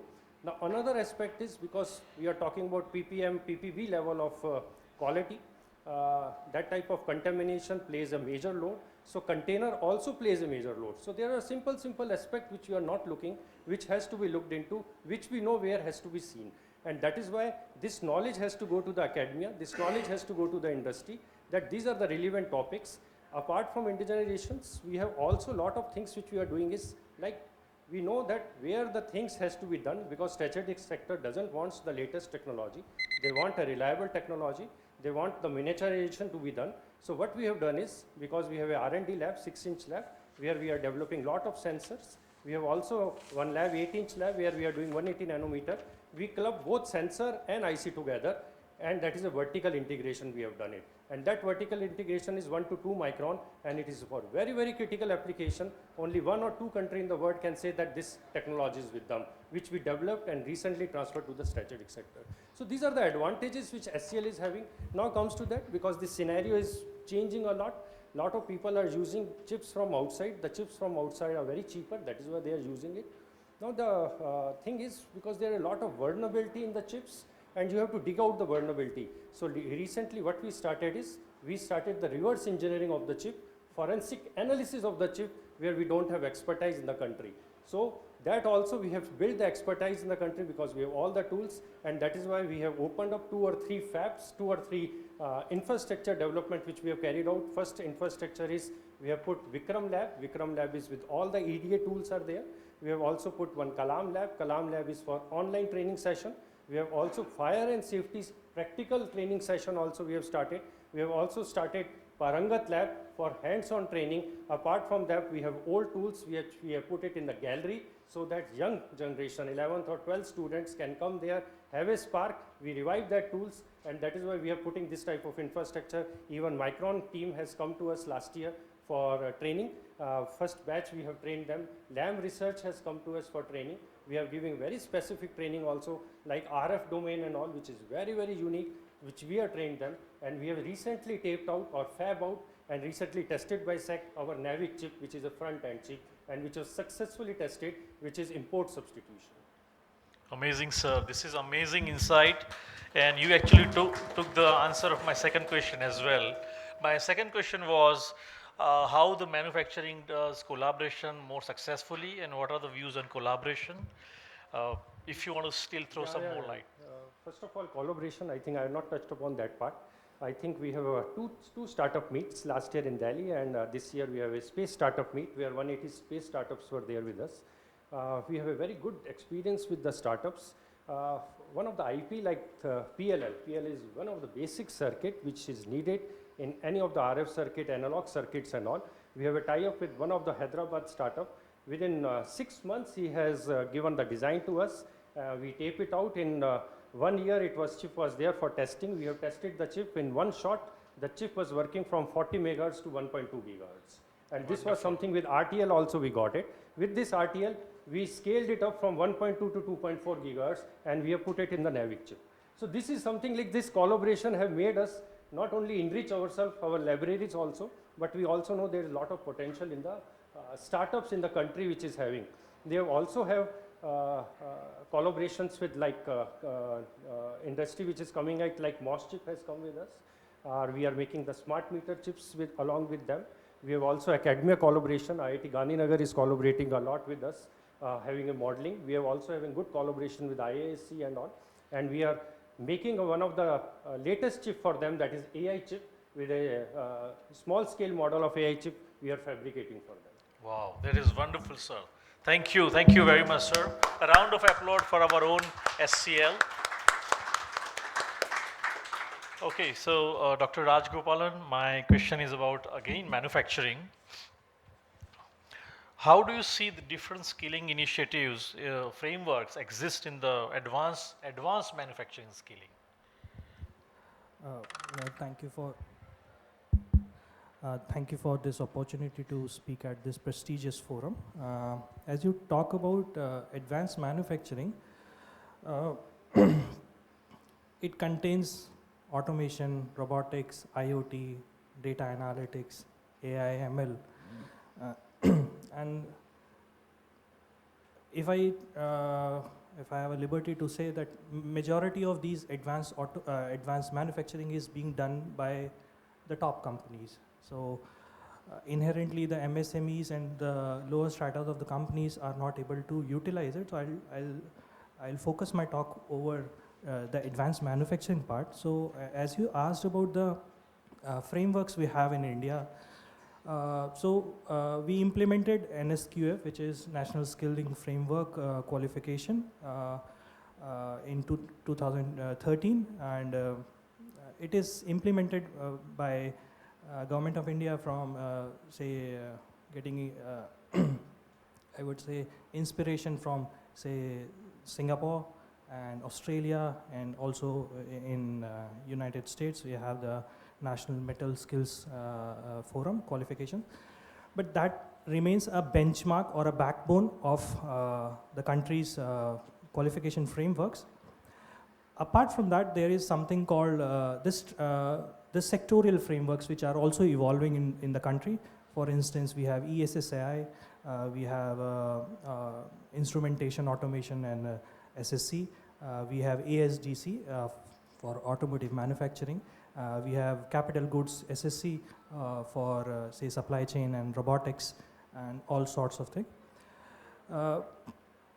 When it comes to NSQF, inside there is 10 levels of frameworks. So it is a framework which has been designed for a competency or outcome based learning, where you have a lower levels from 0 to 10, and in the lower levels you have a technician, say at a level 3 and 4. But when you go at higher level 5 and 6, you end up having engineers. You go to 7, 8, you having master's level, and then 9th and 10th is mainly towards research. So although it's an outcome or competency based, but it is somewhat aligned with our current education system. Finally, the third, which is more evolving kind of a framework which is evolving is, and many of these speakers talk about the need and also the industry and academia kind of a framework. It's not exactly a framework. And the ideas of these frameworks is mainly is to go away with the rote learning and do it something from something with what I know to what I can do. That's the idea of these competencies. And in that there are various institutions like Manoharan was talking about what they are doing with Micron, or Sir is talking about their different organization, IIT Mandi and IIT Ropar. So that kind of a new generation frameworks are evolving, and that is also the need of the hour. Thank you. My next question is, what evolution you see in your domain for manufacturing training, the next future evolution? Yes, so there are few aspects at Namtech what we are doing differently, and I am happy to report that what Chaudhary sir or maybe Manish sir was telling about the gaps and also the reality. We are doing everything right in that domain, at least from the perspective what Manish sir was talking about, that we require a domain for say automation. So we have a programs in automation or a robotics, which is very critical, or a sustainability part what sir was talking about. So there are few things which we are doing it very right, and many of these speakers already told about it. I'll just give my 2 cents on that, which is say curriculum is one of the topics which came that let industry design it.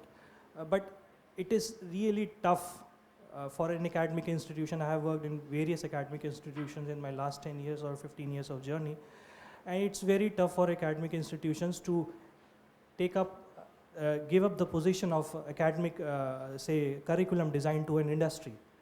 And what we did differently is we partnered with lot of companies. We gave them challenge in a sense. We invited them and we take their opportunity. We took their advices on everything, including Micron, including ISM, including Applied Materials, LAM, ADI. In fact, most of our subjects are designed by industry, and they are co-delivering it. The second piece is the very finite balance between a theory and the practical. It has to be there. Unless that very fine balance is there, it becomes either a rote learning or you know how to do it, but you don't know why you are doing it. So that precise gap has to be done. The third thing which industry I would say will agree upon, that when inside an industry, there is a set of equipment on which a technician will get trained, operator will get trained, and engineers also get trained. But that hierarchy of a same machine to be training all the strata of the workforce is absent in academia. So you will have a diploma colleges with a different set of equipments, and then you have engineering colleges which are different set of equipment, and then you have institutions like IITs and IISc, very different kind of systems. And they all are training very well, but there is lack of coherency. What NAMTech is doing, we are not only training engineers, managers, but also training the diploma and ITI graduates on the same set of machines. Only thing is the complexity increases. I'll give you an example. We have an automation plant where we are a mobile factory. It is a prototype of how a mobile is fabricated. I'm just taking two minutes and I'll just finish it. So a technician comes, gets trained on the PLC automation. A higher level, maybe diploma, gets a more knowledge of node-RED programming or maybe a PLC, this HMI. When an engineer comes, it also works on the digital twin part of it. The third aspect is the industry immersion. So I want to use this forum to allow these industries to open up for academia as well. So of course they come here to help us in curriculum design, but that's not the end of story.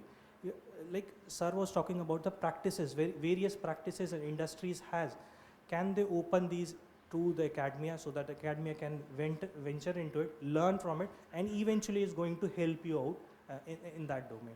And there are few other aspects, which is the capstone part of the equation, where exactly what sir is telling, that he has very good problems and which he wants to give to the academia, so that the industry academia gap can be minimized in research. That's what NAMTech is doing.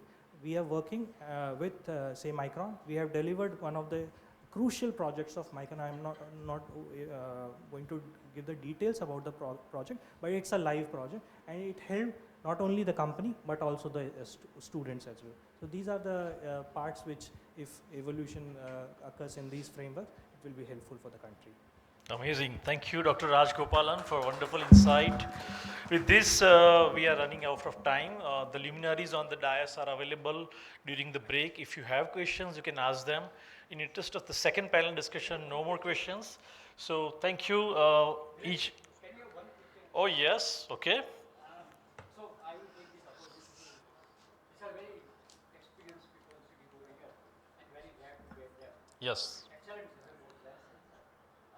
What I would like to know, that we talked a lot about technical training. Now, what I see is that India as a country, we never had a complex manufacturing of semiconductor. Now the attitude of our operators, diploma holders, engineers, even in designing side, every half an hour, 1 hour, they want to go for smoke, they want to go for tea, and tomorrow somebody has expired, third day somebody marriage is there. So what kind of a system you are putting in your training program so that their soft skill related to complex manufacturing of semiconductor is taken care of? I didn't see any of the talk on that in any of the event. We are solely focused as if technical is the only thing which will take us to manufacturing of semiconductor, which I personally do not agree. It is important, but it is not the only thing. Thank you.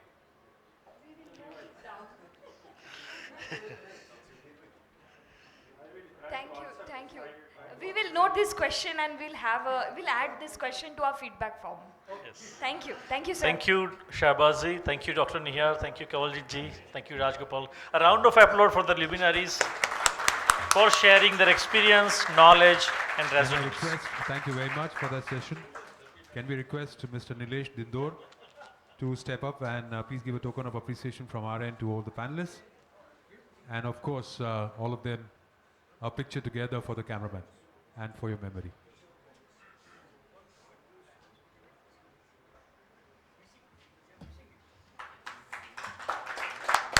Once again, thank you very much. We sincerely thank our moderator, Mr. Nilesh Ranpura, for steering the session so very effectively and keeping the discussion ever so engaging. Thank you so much, and all the panelists, of course.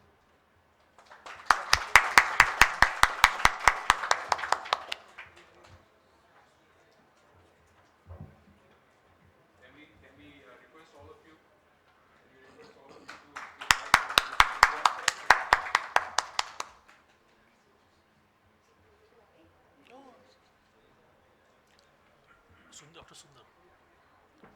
Can we also have you for the group photograph, Mr. Ranpura?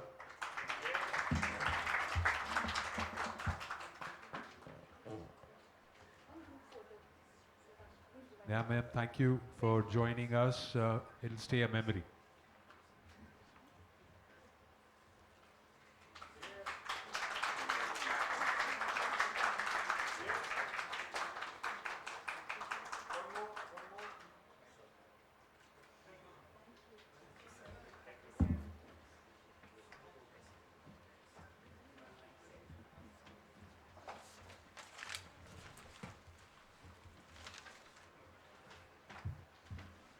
Thank you, gentlemen. Thank you, ma'am.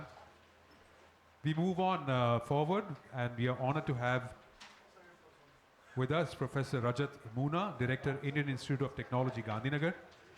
I would like to invite him to deliver the keynote address and share his valuable perspectives with all of us.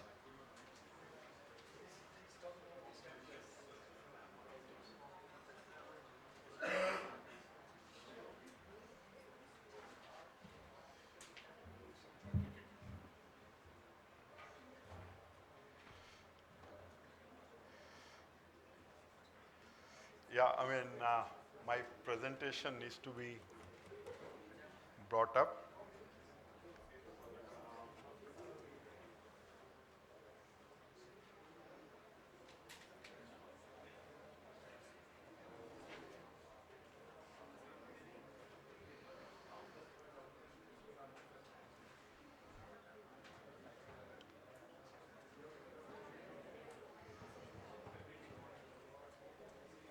Yeah.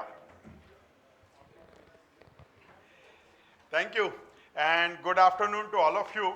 I've been hearing the panel discussion and the first session, inaugural session, some wonderful things that were being talked about, and I hope I'm able to give some solution to what we have been actually working with Government of Gujarat on this, on skill development. The project that I'm going to talk about is Samarth,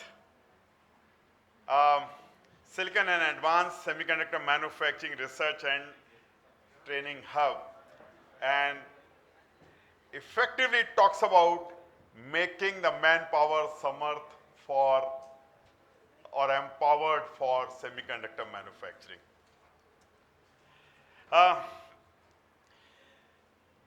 So I think need has already been talked about a lot, but I'll still give you some numbers. Global semiconductor market is projected to be approximately reaching $1 trillion by 2030. And this will basically mean that approximately 100 new fabs, fabrication units, will be set up in this decade. And this is what McKinsey and SEMI actually jointly gave out in a report. From a manpower perspective, this translates to America needing almost 115,000 new workers by 2030, and this will mean a major shortfall of workforce. In spite of all this H-1B and all these issues, America cannot meet this from within America. So they have only two options: either the industry moves out or they take the softer stand on their policies. And these are the only things that they can do. Otherwise, as was said in the morning, and even today, Um, chips are, Madam Aparna actually talked about it, that chips are the driving force on any country's economy today. Today's economy is actually driven largely by technology. Electronics is a major component of that technology, and it is fueled by semiconductor. Now, what this basically means that today is the best time to look into this aspect. Yesterday was there, but we have lost it. But today is the best time, and there will be no tomorrow there. India's semiconductor market is projected to reach $52 billion by 24-25 and approximately $103 billion by 2030. 10% of $1 trillion world market will be the Indian consumption. And that's a very big number. And therefore, government, rightly so, is looking at, in fact, COVID time, many seams, many gaps actually came out. Supply chain was disrupted fully. Semiconductor shortages happened. People could not even buy PCs if they want to. The cost of electronic components increased, and there were backlogs of orders of the order of about 6 to 8 months before you could get that. Then some strategic components like switches and all that, this could actually go as much as 1 to 2 years. Okay? And this was a very big problem, and the solution to that came in our mind, or in the country, our meaning when I say our, it is country's mind, was to actually go and fully indulge into semiconductors. Okay? Now, it doesn't mean that it's a replacement of semiconductor. It doesn't mean that semiconductor which are being made, let's say in Taiwan or in France or in Japan, will not be used here. It's just that out of this pie, India will also be sitting on a high table and supplying some of them. Semiconductor supply chain is a very, very complex phenomena. It, anything like a mobile phone that you actually have in your pocket is made from supply chain which is coming something close to almost about 70 odd countries. 70 odd countries, material actually comes in just 5-inch screen. Okay, and that is how semiconductors are realized. And it will be wrong to say that this entire thing will be replaced by Indian technology. No, I don't think that will ever happen.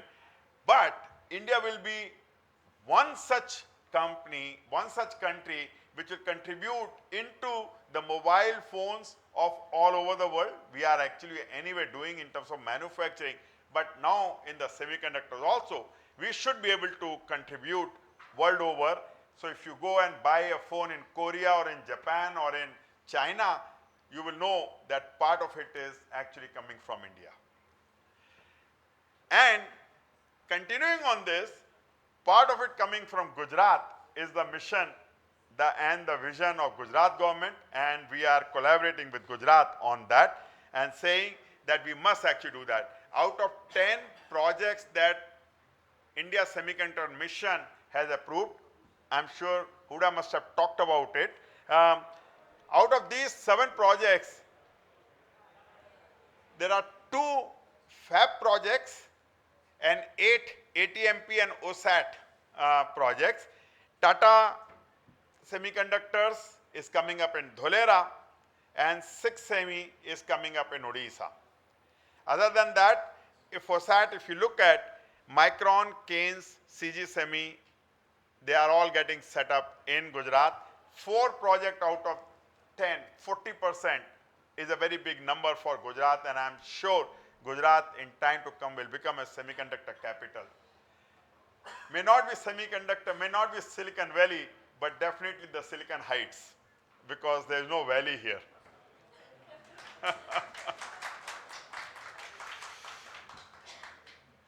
Having said that, we actually sat down with government of Gujarat. We talked about this Samarth project. Samarth project has 2 major components. One is on R&D, another one is on manpower. It's a very comprehensive initiative that was taken by IIT Gandhinagar to build a robust ecosystem for semiconductor research, innovation, and workforce development. And for workforce development, the specific focus is Gujarat. Gujarat has large number of engineering colleges, and majority of the engineering grads essentially go out of Gujarat in elsewhere. And when you go into Bangalore, and Bangalore is a true cosmopolitan India, so when you go in any road, you will find people talking in Gujarati, people talking in Hindi, people talking in Bengali and all of that, very few people talking in Kannada. Now, can we change that? And that's the aim. Can we change that? Gujarat is actually indulging into very high-tech electronics and high-end technology in general. GIFT City is one driving force. Silicon, both in Sanad and Dholera, are two major cities which are being set up to ensure that Gujarat actually gets semiconductor manpower. And the idea here is to actually create a hub and spoke. Entire country, we actually create hubs in the educational institute. There are 5 hubs which are envisaged. And in the entire state, students from electrical, material science and computer science, which basically constitute majorly physics, majorly for semiconductor area, they actually get trained into the spokes. And from spoke, they actually come to the hub, those who are better interested. And that's the basic thing.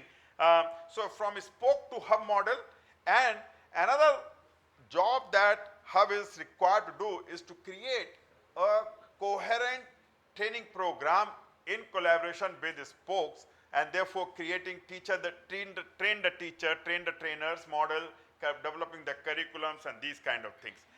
Apart from that, once we have this much of manpower, our selfish motivation would be to use this manpower for our own research, working with industry. And this is the basic model of Samarth project. In Gujarat, Tata, Micron, Kane Semiconductor and CG Semi are already here. Some more are in the pipeline. Through skill development, we can actually provide manpower to them, and for skill development, we use their know-how, their technologies and their requirements to define what we need to do. And this is the basic idea. So with this in mind, Nihar actually talked about that we created some program, a program called 4-year BTech program in IC/DT, IC design and manufacturing technology. And this is an interdisciplinary program between electrical, material science and computer science together to bring this very interesting aspect of semiconductor. Then we are talking of certificate program for upskilling industry practitioners, and that's the second part of it, which is tailored program, tailor-made program for engineers, technicians of semiconductor ecosystem, and workshop and summer courses for enhancing awareness among youths of Gujarat. This is what I was talking about. From spokespeople will come and get the summer internship of 2 months or 3 months at IIT Gandhinagar to do this. And this, apart from this, skilling the workforce of local engineering colleges.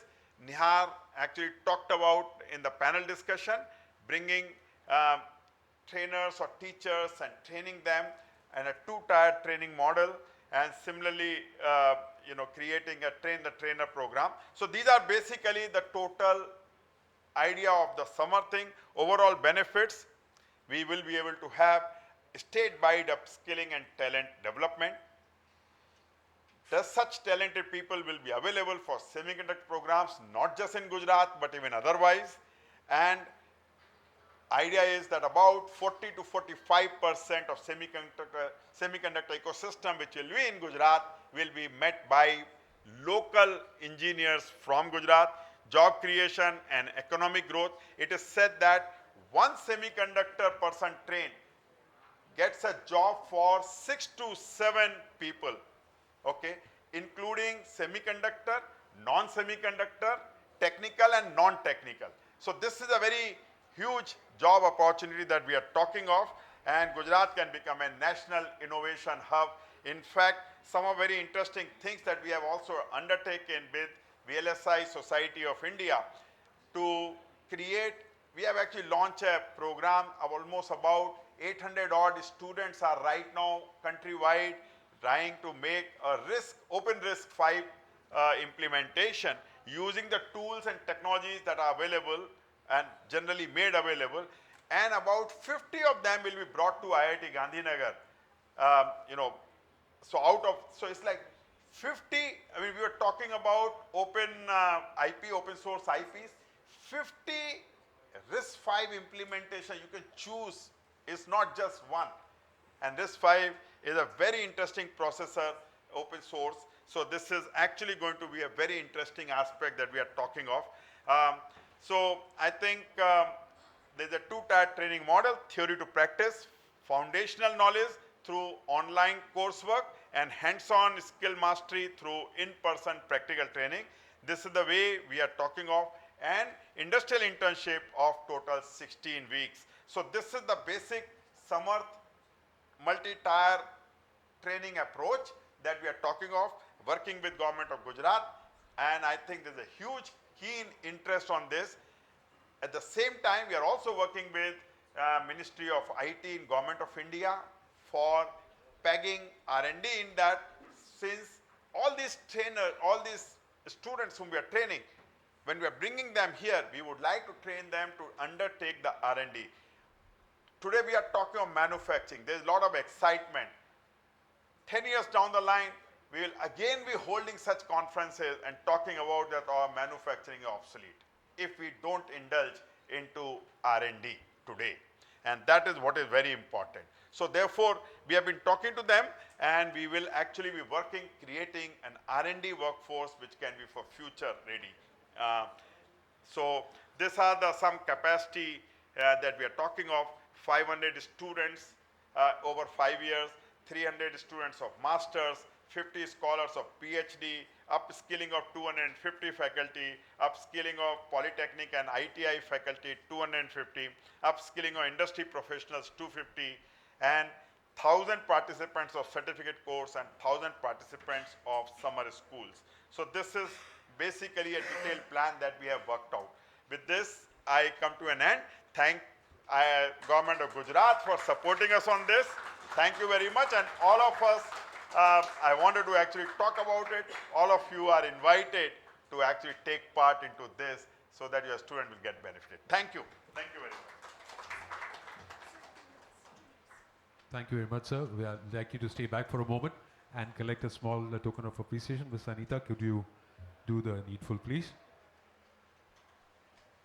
Thank you once again for such an extensive talk and making us aware of the current topics and the future. Thank you so much, sir.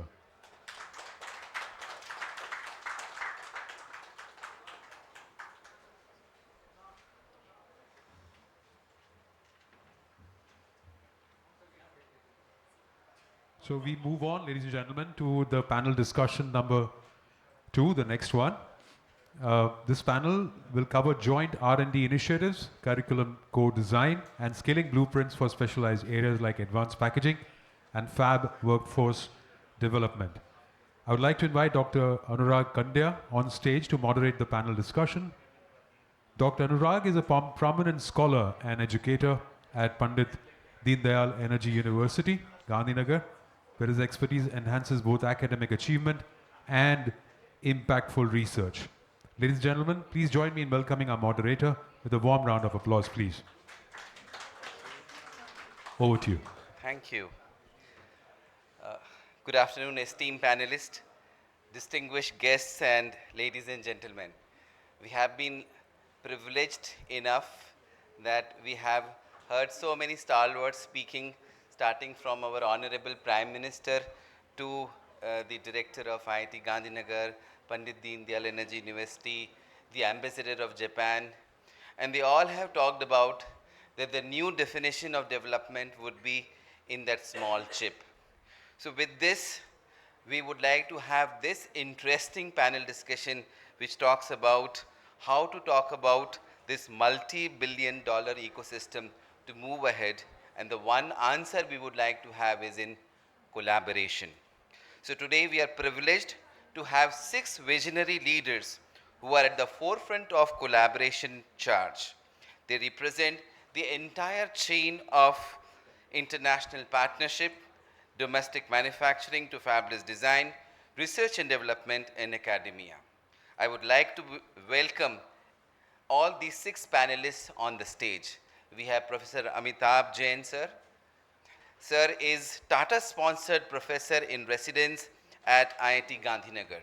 He brings a wealth of international hands-on experience from companies and organizations like Texas Instruments, where he worked for 17 years, Global Foundries, where he worked 5.5 years, Leonardo DRS, Microsol, and now directly shaping the curriculum and minds that will enter the fabs and design house. We have Matsuno Sen, a representative for semiconductor skill development and industry at Japan International Cooperation Agency JICA, India office, New Delhi. He is instrumental in forging the crucial Japan-India semiconductor partnership, bringing Japanese technology and precision to our shores. We have Mr. Marmik Bhatt, co-founder and director of Gujarat's own Monk 9 Tech.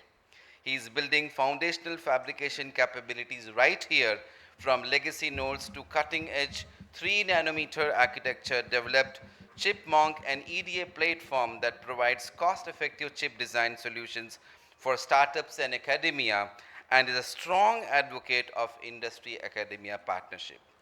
We have Montu Makadia, senior advisor. He's here? Yeah.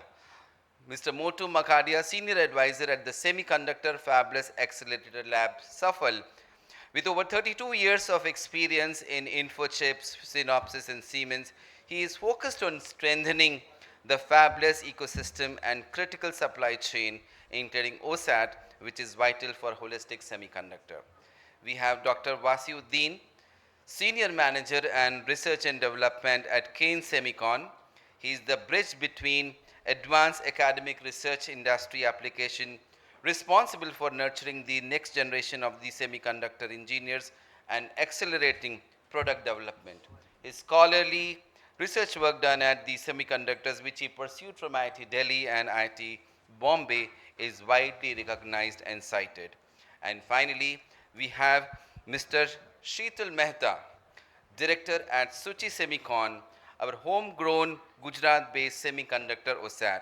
With 2 decades of experience in semiconductors and EDA, he is on the front lines of the business and development, understanding exactly what the design ecosystem needs to thrive and how to build partnerships.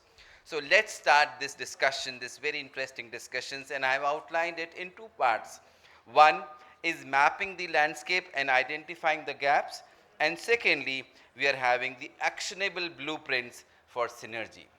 So let's begin with our most senior person on the panel, Professor Amitabh Jain, sir. Sir, I'm going to ask a very difficult and a thorny question.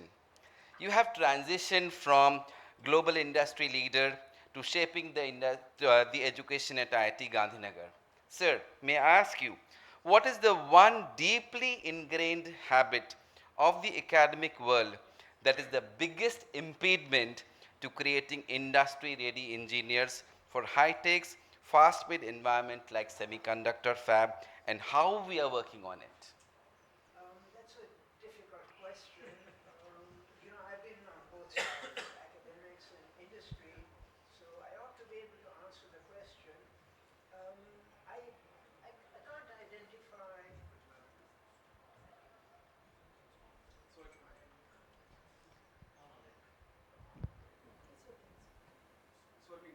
Hello. I'm not sure there's a serious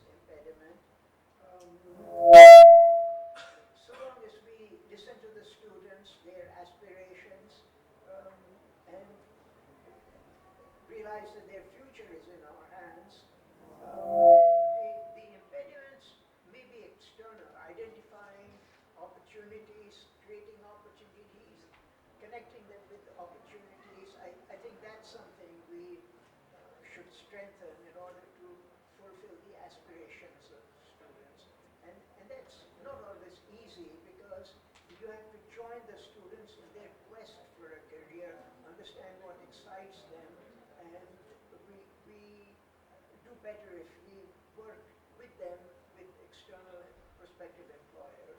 So that's the only thing I think we probably need to work on a little more. Sir, how do you see the difference between like working in like the students out there at US and as what you see right now at IIT Gandhinagar? What is, something which you can actually feel and say that this is what we are lacking and going and we need to strengthen? So far as the students are concerned, we're not really lacking anything. We have the brightest on the planet, and even in the US, the brightest often come from the IITs to do their PhD and so on. So there's very little difference that I see in terms of their talent, eagerness, excitement, creativity. There's precious little difference. I think what's changing is the world is changing. We have an opportunity to create opportunities in India. Deep down, the world is less welcoming now. And we have a tremendous opportunity, and we need to be conscious of that and create the kind of opportunities that in the past attracted our students overseas. We need to create that as educators. Absolutely, yeah, that's interesting that you don't find much difference. We have equal talents and we have the opportunity to create an opportunity. That's very interesting. Matsuno sir, how do you feel like from your Japanese perspective and working in India? What is that? How do you feel that the strengthening of the semiconductor revolution can happen, and what the Indo-Japan or Japan-Indo relationship can play a role in that? First of all, thank you for having me from Japan in this great venture of Gujarat in India to be the semicon hub in the world. So I think it's a very good question, and I think India is now in its right path to become a semicon hub. And what Japan perhaps can do together, and what perhaps India needs to enhance for this semicon journey, I would like to raise some 3 points, collaboration points. And in starting this, mentioning 3 points, I think we have to all understand the situation, starting point of India. India has never done the commercial manufacturing of semiconductor. Most of the countries like Japan, Taiwan, Japan started in 1960s, 70s, Taiwan started 1980s, China started around 2000s. Now it looks a success, but it took 20 years, 30 years. So at the starting point, you can easily say this is not ready, this is not ready. But every country was same. And what is more important is to find what needs to be addressed and what can be addressed through the international or domestic collaboration. So 3 points. One is the lack of trainers, and the second is the lack of hands-on training facility. And third would be necessity of mechanism of the government, industry, academia, trilateral training mechanism. So these 3 points I think is the important points from Japan perspective. The first, trainers, this is unavoidable. So since India has never done the semicon manufacturing commercially, there are no people who can work as an engineer, technician as of now. And in Japan, who is the trainer of the semicon industry workforce? It is usually the ex-workforce, those who retire from semicon company. They are very well knowledge, well experienced. They can teach everything. But it takes 40 years to get some kind of that kind of people. But of course, you cannot wait 40 years to India's semicon to flourish. So what is necessary is you have to create the trainers in a very short term. Of course, those who work in the fab itself, it will be trained by the company itself, but the company needs the source or the pool of the people who can work as an engineer technician. So that is the very important role that the public sector or government sector needs to work on. And I think at the starting keynote speech, I think Dr. Huda from ISM mentioned about some trainers of trainers. This is very important. So what Japan can do is, we have lots of good trainers and lots of experienced people in Japan. So that person, either they can teach or support in India, or the trainers. We cannot train all the workforce, but we can train some specific trainers who would be the core developer in India to come to Japan and be trained. So we are now working on with MEITI and ISM to do some TOT project for Indian faculties in Japan. And second point is the training facility. So I think there are already SL, Mohali, IISc, India already has a very great facilities to do training. But now it's a commercial, commercial fabrication. You need more and more people. You cannot do just in Bangalore. You have to do in Ahmedabad. You have to do in Mehsana. You have to do in Surat. It has to be very, down to the earth. And I think for that purpose, I think it's very important step was taken today is the SMART proposal between government Gujarat and IIT Gandhinagar.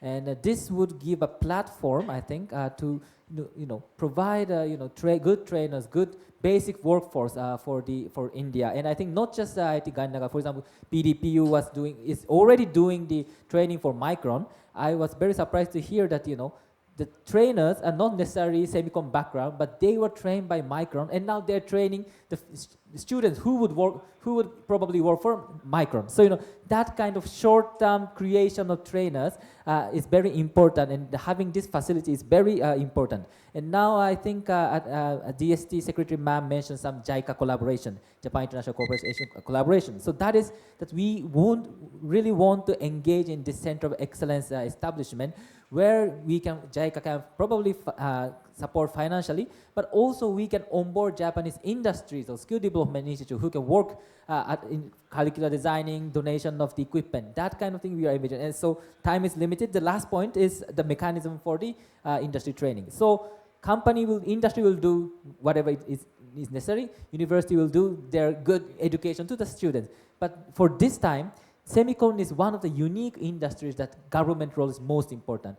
Not just in India, Japan, US, every country, government is investing a lot and a lot in semicon industry. This is kind of a playing field is like that. So, for example, in Japan, many state government establishes government, industry, academia consortium for government to be a facilitator and to make it a scale-wise skill development. This kind of thing Japan is doing. And in fact, in early September, one of the chief secretary of Japanese state government came to Gujarat and held some discussion how that model can be perhaps utilized in Gujarat. And he had a great discussion with the Honorable Chief Minister as well. So that kind of collaboration, I think we are envisioning and we are working on.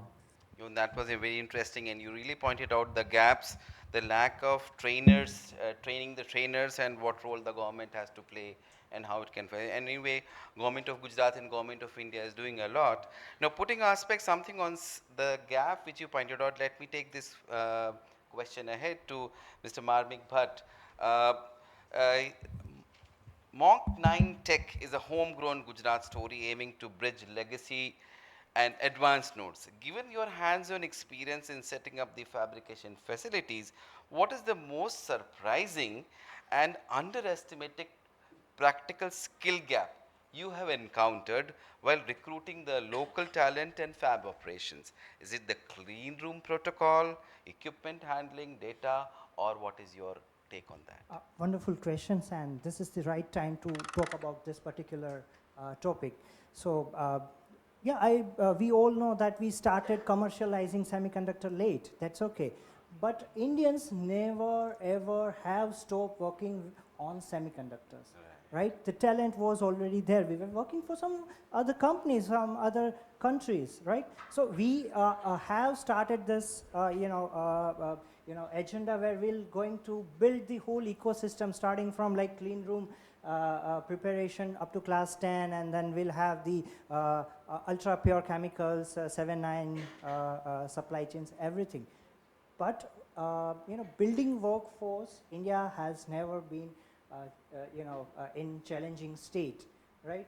India has that challenge. If you look at the history of Intel, if you look at the history of Fairchild, Indians engineers built that.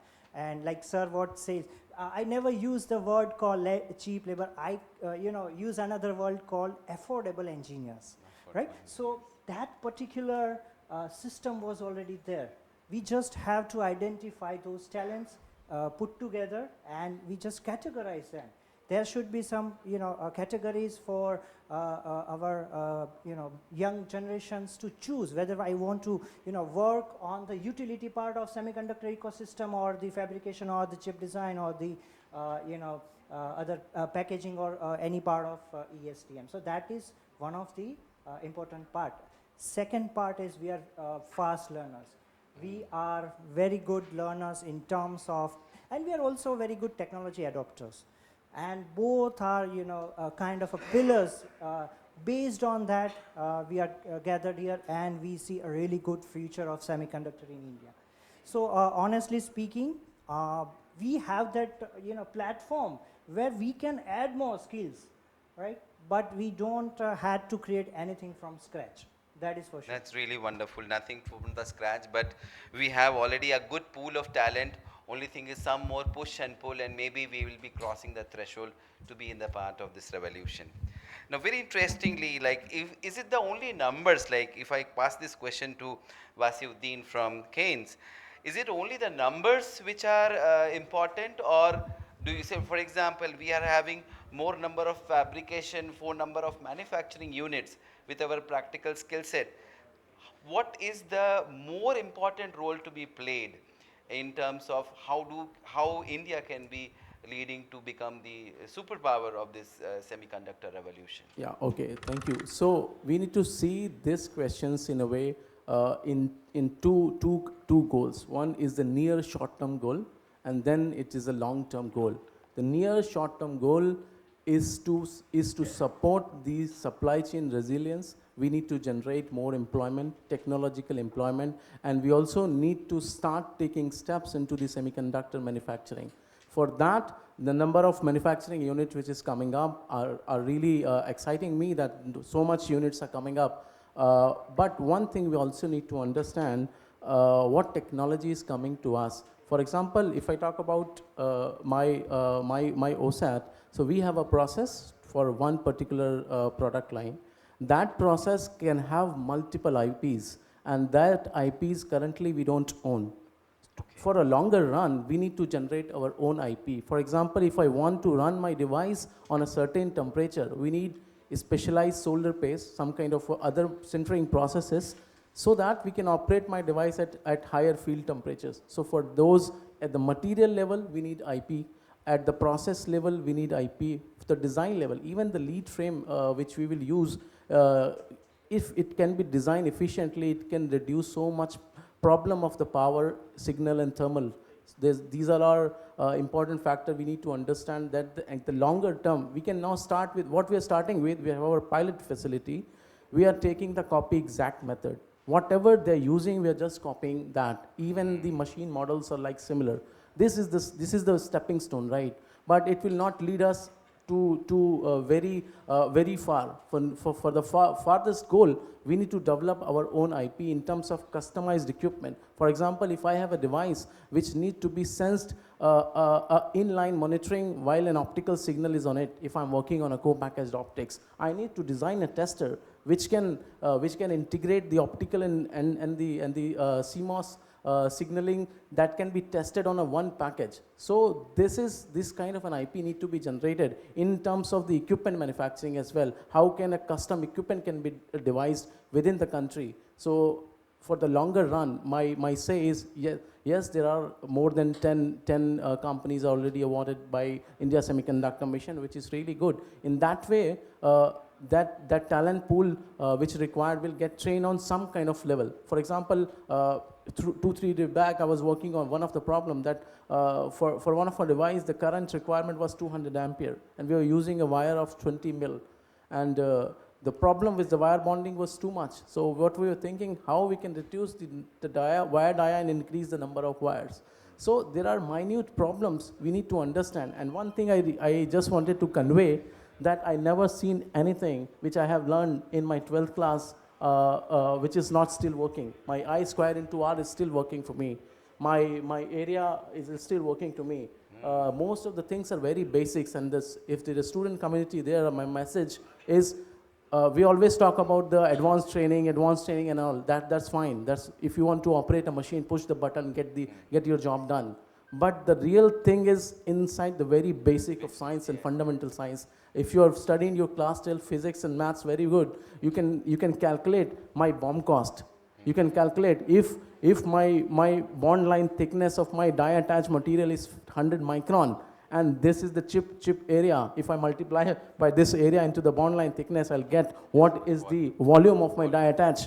And if I know the density of my die attached material, I can calculate what is the mass of the that particular material. Very and that will lead to decide my BOM cost. These are very simple things, and need to understand that everything is not that difficult, advanced. right? Yes, We need to work on very much fundamentals. So, Absolutely. sorry, I So took. I very, think very now- nicely pointed out that fundamentals will remain the backbone of the entire system, and it's not only the number in terms of increasing the manufacturing, but we have to really focus on design, and then that's the IPs that what we are talking about. Keeping the same momentum, and my next question goes to Mr. Montu. Sir, with this focus that not talking about the numbers, so which are the new areas where the companies and the industry need to focus so that we don't create only numbers, but we also have the intellectual say in that? Okay, so first of all, I would like to congratulate GSEM team and the entire government of Gujarat for organizing this wonderful, fantastic regional conference, because we always say that we have to reach out to the people when we have some innovation and plans. Once upon a time in 2001, I remember very well, we used to see that EDA tools are expensive, trainers are not available, government is not backing up. All those excuses are gone today. We have everything in place. Government has come with the fantastic policies.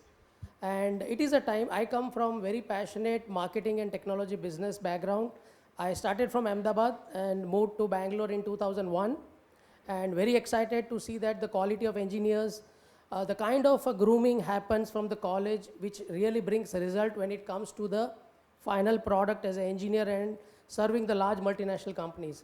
So we have been seeing the trend, and we always say that, there is no fabrication without fabless. So whatever we speak, whatever we believe, fabless has been always our strength for so many years. That skills are in our roots.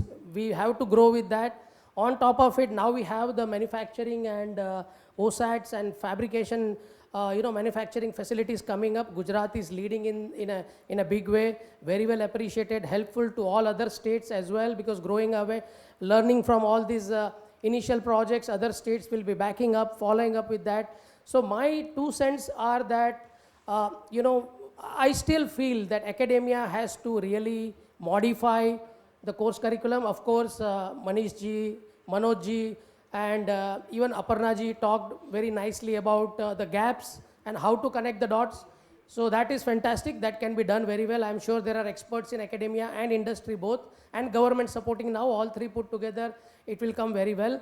But we know the silicon, whether it is a design, whether it is a wafer or packaging or coming to the end products, it is very expensive, time consuming, long patience and long money cycle which is involved. I now would like to brief. I come from SAFL, where we do as an advisory role. SAFL is Semiconductor Fabless Accelerator Lab, unique model we introduced in India, which is just to create entrepreneurs. We don't want to just create engineers.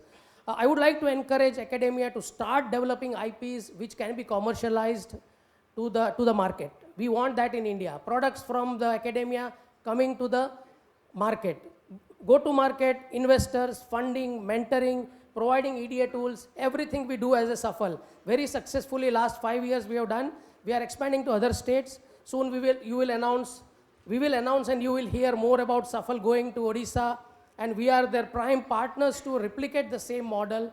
We are discussing with Gujarat. We'll come out with a model to see that how we can, because we all know whether it is Ahmedabad or Odisha or Maharashtra or Bangalore, we all need to join hands for every activities, bring value on table so that, many of us today talk that we need something. Manoj ji talked, make in India, make for India, right? So we need to touch upon that. So for those kind of skills, I request IP development, skills on IP, along with the packaging and manufacturing, and we talked a lot about the clean rooms and expertise we want, but I feel still IPs which has to be homegrown, let us all together commercialize, bring the training such a way that we don't need 4-year program, only 2 years focus to VLSI, next 2 years has to be industry program. Let some company, whether it is Micron or Keynes or Suchi Semicon, sponsor the 2 years.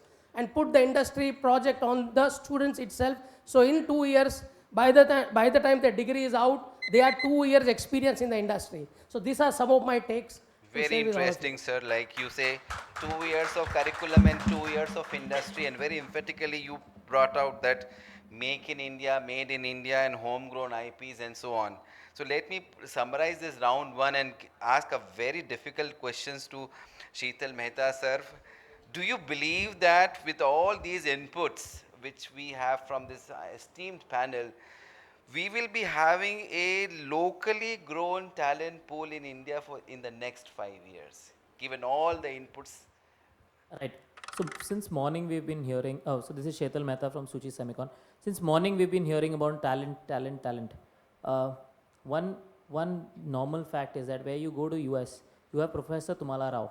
He's an Indian who's at the top position at one of the top universities in the US. You go to Frankfurt, top university, there'll be an Indian. You go to Singapore, I've seen one guy, top chemical supplier in Singapore being an Indian. So the talent has always been there. The opportunities were never there. So the notion in India was study in India, work for America, right? But now this has been changing. Now the notion is study in India, work for India. Study in India for an Indian company or for an Indian product. So that notion has been changing. On that note, right now what we are doing is that study in India, work for America, but we are doing a reverse brain drain of the same thing. जितने लोग बाहर यहाँ से पढ़ के गए थे, जितने भी लोग यहाँ से पढ़ के वहाँ पे ट्रेनिंग लेने के लिए या गए, वहाँ पे ही सेटल हो गए, we are calling them back again to India to work for Suchi Semicon. We have a leadership team of 150, combined of 150 plus years. A lot of you guys in the room have already visited our facility. 150 years का combination उनका experience है, all Indian guys. We have called them again back to India to train the Indians. So we are a team of 100 people now. 7 of them are from outside India and the rest 93 of them are from India.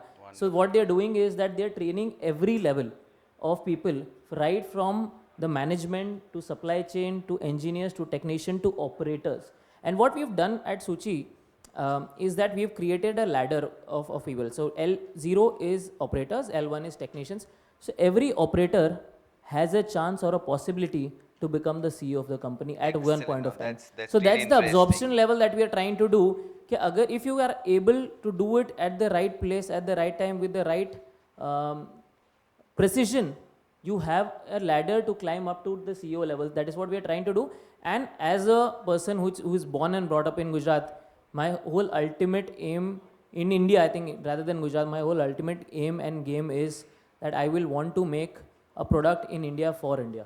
That's my ultimate game. Wonderful. So product for India, by India, that's really nice. So you think that we will be having enough pool and that is only opportunities was there and you need to push it little more. Let me come down to round 2 and we have now this very interesting actionable blueprints for synergy. So putting that way, now I have 2 people in spotlight. We have Professor Amitabh Jain and Mr. Matsuno Sen. Now the question is to both of you. Mr. Matsuno Jain, could JICA facilitate a twinning program between Japanese courses like National Institute of Technology and a university in Gujarat like Ganpat University or let's say PDU for a diploma level semiconductor course? And Professor Jain, would IIT Gandhinagar like to certify that course so that it meet global standard? What is your take? How should be this journey? Senior goes first. Yes. In terms of reaching out to local institutions, Professor Mohabbat and I already have an effort together with Professor Rajinder Singh of Clemson University, who has a lot of insight. Is it better at the back? I think it's not working. Hello. Yeah, this is better. Thank you. Although this is the general local universities, the 2 that are mentioned are institutions of greater eminence. So firstly, certainly if they were to reach out, we would help, though I cannot presume to advise established institutions, but we are networking with other local institutions where underprivileged people go. That is our concern. With regard to certification, the IITs were set up, have a charter under an act of parliament. We're not in the business of certifying other institutions. Yeah. Course, designing the course. Yeah, so you design like they are twinning the program. Yeah, that's what I meant by help. If they reach out to us, we will. Yes, indeed, we will help. That's what I meant by help. So what's your take, like twinning program and like you Thank have you. So I how think Japanese, yeah. the question was whether JICA, Japan International Cooperation Agency, would like to facilitate the twinning program. So that's what we are here for. So you heard at this inauguration session that our honorable ambassador pitched in Gujarati. And then he even said that semicon is the most priority. So what exactly we want to do is to involve ourselves or engage ourselves in Gujarat semicon industry, not just to help Gujarat to India, because that is our benefit as well. Because we want great partner to, India has a huge market, India has a huge talent, India is a good friend of Japan. We want more diverse semicon supply chain. So in that sense, India's success is very important for us. So, and for that, how Japan can, work together. I mentioned 3 points that Japan might be able to work on: trainers, training facility, and mechanism of training. And for that, whether it's a COSEN, it is a kind of advanced ITI in Japan or university or industry. What is most important is how to make incentive, how to make Japanese people who want to work together with India or Gujarat. Because without that, volunteer thing won't happen, especially in this semicon field. And if I talk about some Japan situation, we are in lack of we are in the declining population situation. We need a great talented people, both in Japan or both in India when Japanese companies start to operate in India. So there wasn't much Japanese semicon company in India for past at least 3 or 4 years, and suddenly Tokyo Electron, Renesas, Disco, they are coming. So they need great people in India as well. So that kind of, and also, for example, if it is a semicon equipment company, they want to, if India is becoming a hub, they want to sell the equipment to India as well.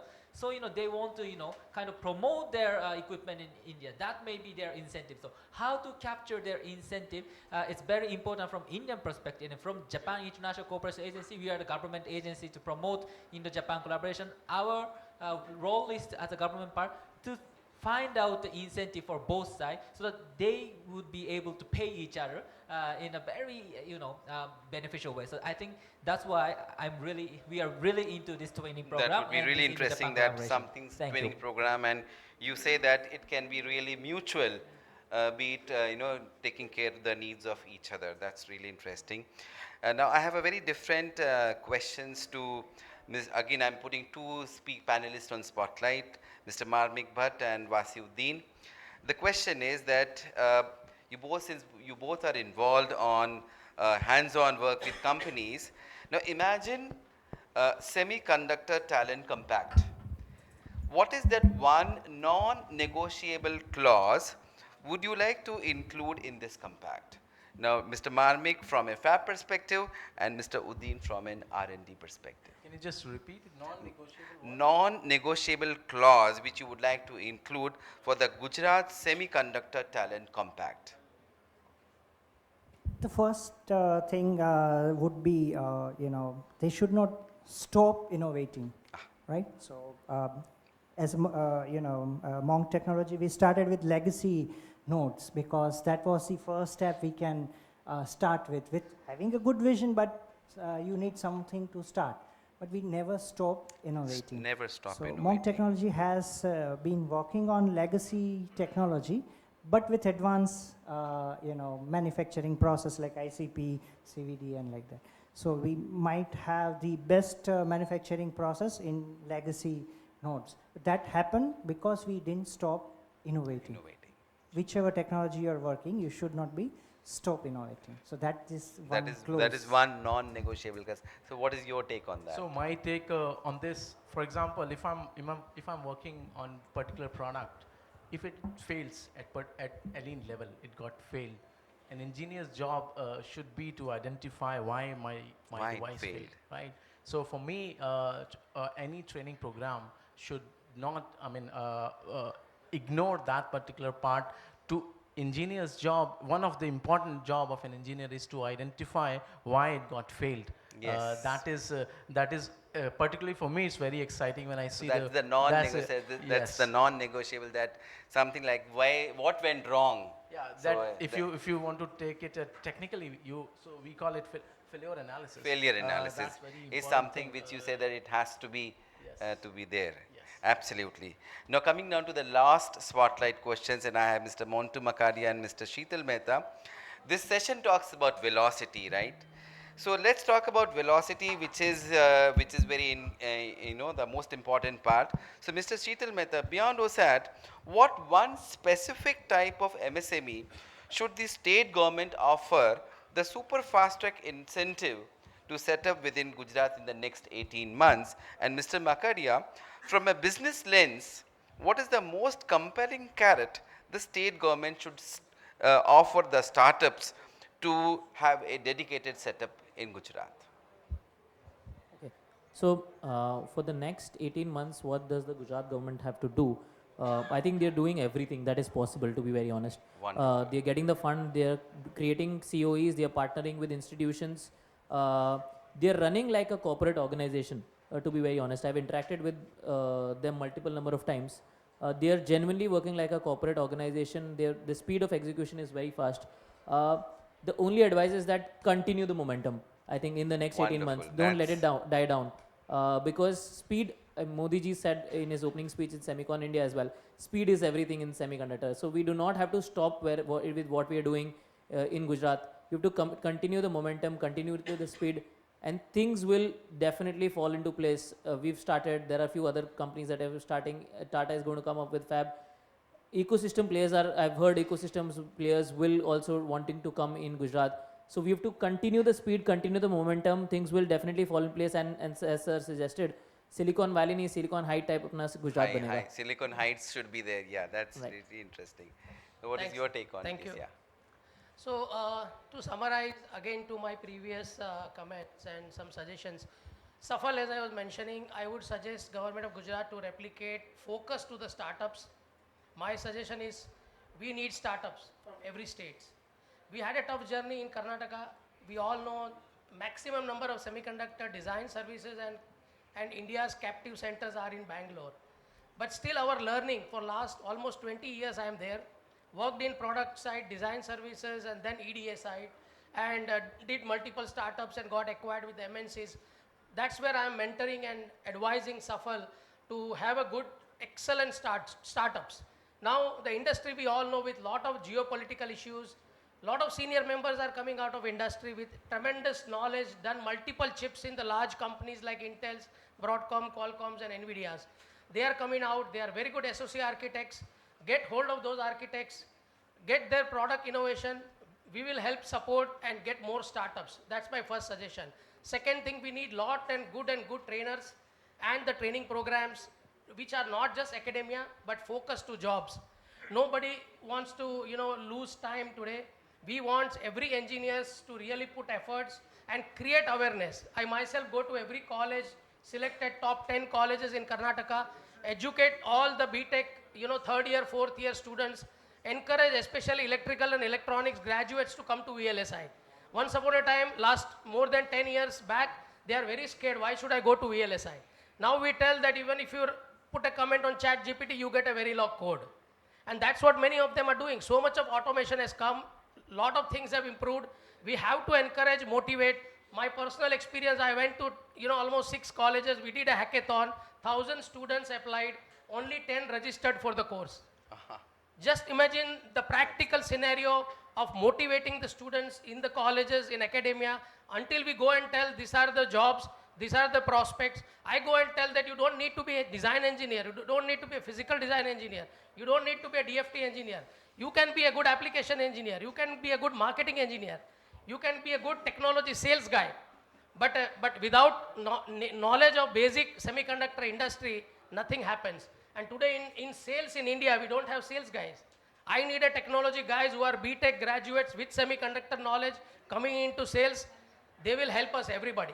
Without that, there is a big gap. So I would give this some suggestions to Government of Gujarat to look into it, and we can jointly collaborate and help to take us to next journey. Now we are also moving Suffer to a new avatar with new logo, converting name from Fabulous to Future, because we have excellent partners like Suchi Semicon, Keynes, ARM, you know, you name and they are all our partners. Siemens, Synopsys, all EDA, test guys, IP partners, wafer packaging, as I said, EMS partners, starting from SOC architect to the reference board design. We have entire ecosystem in India, and we connect them with the investors, get money, get mentorship, get partners, and let's have a successful chips from India at our cost for the world. Wonderful. That was a very power-packed, super fast answer, and really appreciate that startup trainers and the long list. And then, as what Mr. Sheetal Mehta said, continuing the momentum. Now, last lightning round. It's very, very interesting that this is the lightning round. In one sentence, if what is that one thing which you would like to put forward? What is that one concrete collaborative action you would like to commit to taking or would like to champion in the next 6 months to accelerate semiconductor workforce in Gujarat? And let's start with Jain sir. If that collaboration means between academia and companies, then I would say internships. Because Internships. lead up to jobs, and we need to emphasize that strongly. That's right. Yes, Mr. Sheetal Mehta. So I think like how in a family everyone plays a role, government plays a role in policy, academia will play a role in educating people, getting them people trained. There's ISM which will draw a long-term policy, and the industry can actually help in absorbing those talent and creating new products. So as a family, we'll all have to work together in the next 6 months to make that make in India product for the world. Absolutely. Yes, Mr. Mankadia. Okay, for me, just summary, as I mentioned, I want the best quality engineers from Gujarat for India. Wonderful. Yes. Skill development, 70% in industry, 30% in classroom. Okay, that's interesting. So involve, engage, onboard Japan in Gujarat. That would be my job. Wonderful. No, that's really interesting. Yes, Mr. So this is a message actually. No, one sentence you asked. Yes, it is a one sentence message that all the universities who want to participate in this semiconductor ecosystem should onboard industry specialists in their board of studies. Board of studies. That's really, really important. So that comes to the closing round, and may I have the opportunity to have some questions from the audience, if it is. So maybe have some questions, interesting questions from the audience, if any. And we have an esteemed panel who would like to answer it. At least couple of 1 or 2 questions if it is there. If no questions, then we can thank the esteemed panel, and it's really, so it's indeed really a great moment, and we had so many dignitaries coming and speaking on the very important topic of semiconductors. And as what our Honorable Prime Minister mentioned, that the choti si chip mein hi आगे की पूरी 21st century की प्रगति की शक्ति है. So, and as what Aparna madam mentioned, that maybe times to come, we say that it began from here. So for that particular sentence, let's give a huge round of applause. And maybe times to come, the solar revolution started also from Gujarat, and let the semiconductor revolution also start from. So let me thank the entire esteemed panel. They were lovely, and let's give a huge round of applause to them. Thank Jain sir, Sheetal Mehta, Mankadia sir, then Monk Tech, I just forgot your name, Harmik, then we have Uddin sir, and then we have Matsuno. So that's how we come and conclude the panel. Thank you very much. Thank you so much. Thank you. Thank you, gentlemen. If you could stay back for a quick memento from us. And I request Parthiv Bhartiji to do the needful.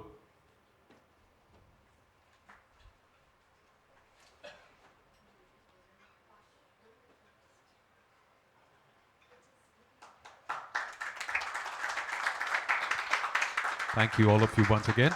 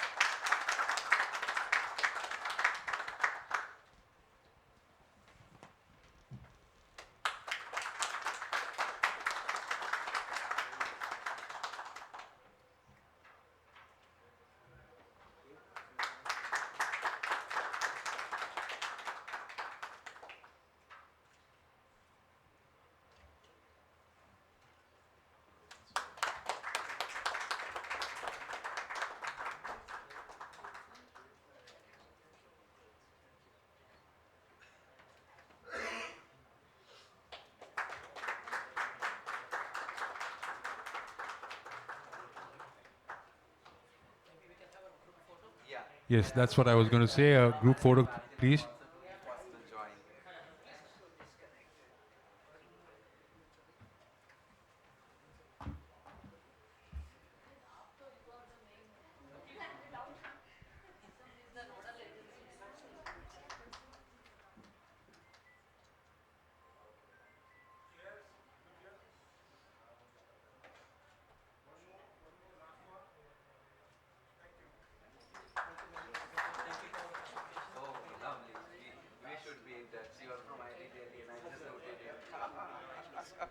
Thank you again.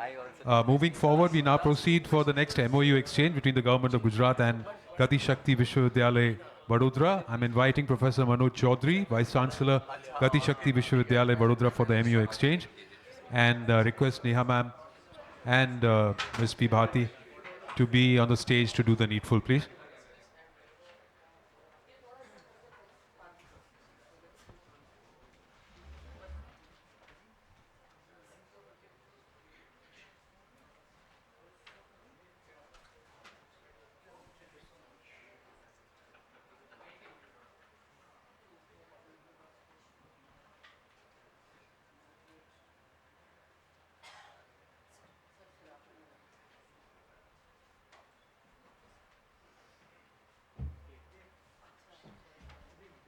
As part of this MOU, Gati Shakti Vishwavidyalaya and GSEM will have synergies efforts for supporting domestic companies for developing application-specific integrated circuit design for railways, transportation and logistics sector.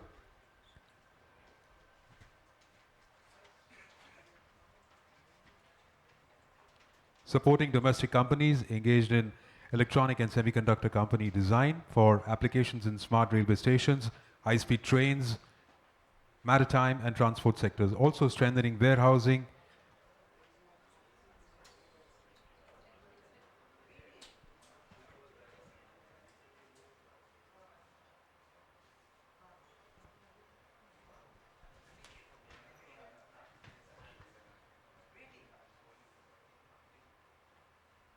we would like to invite Mr. Anirudh N. Sharma, CEO and co-founder, for the next MOU, Digantra Research and Technologies Private Limited, to exchange this MOU. Bharti ma'am and Neha ma'am would do the needful. Digantra is one of India's most promising space tech startups incubated at IISc Bangalore. As part of this MOU, Digantra is expanding its space domain awareness initiatives through a new observatory in Gujarat. Thank you very much.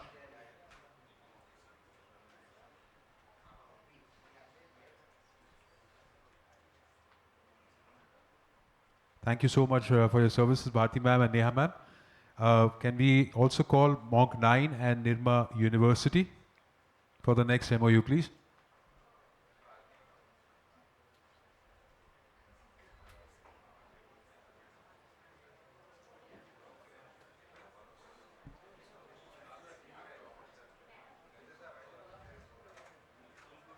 This is between Monk 9 Tech Private Limited, Rajkot, and Nirma University.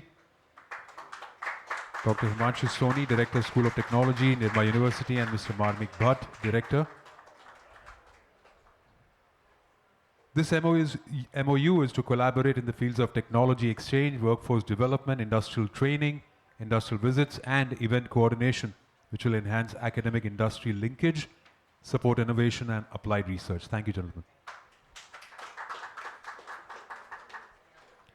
The next MOU exchange is between calling Savli Technology and Business Incubator, STBI, and Ganpat University. I invite Mr. Anand Badalkar, Director, STBI, and Dr. Mahendra Sharma, Group Pro Chancellor, Ganpat University, on the stage, please.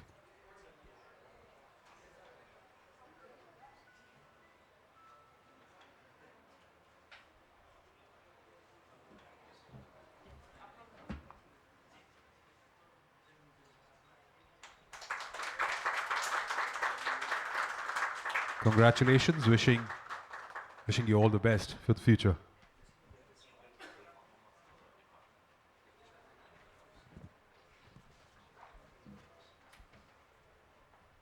Thank you, Neha ma'am. Thank you, Bharti ma'am.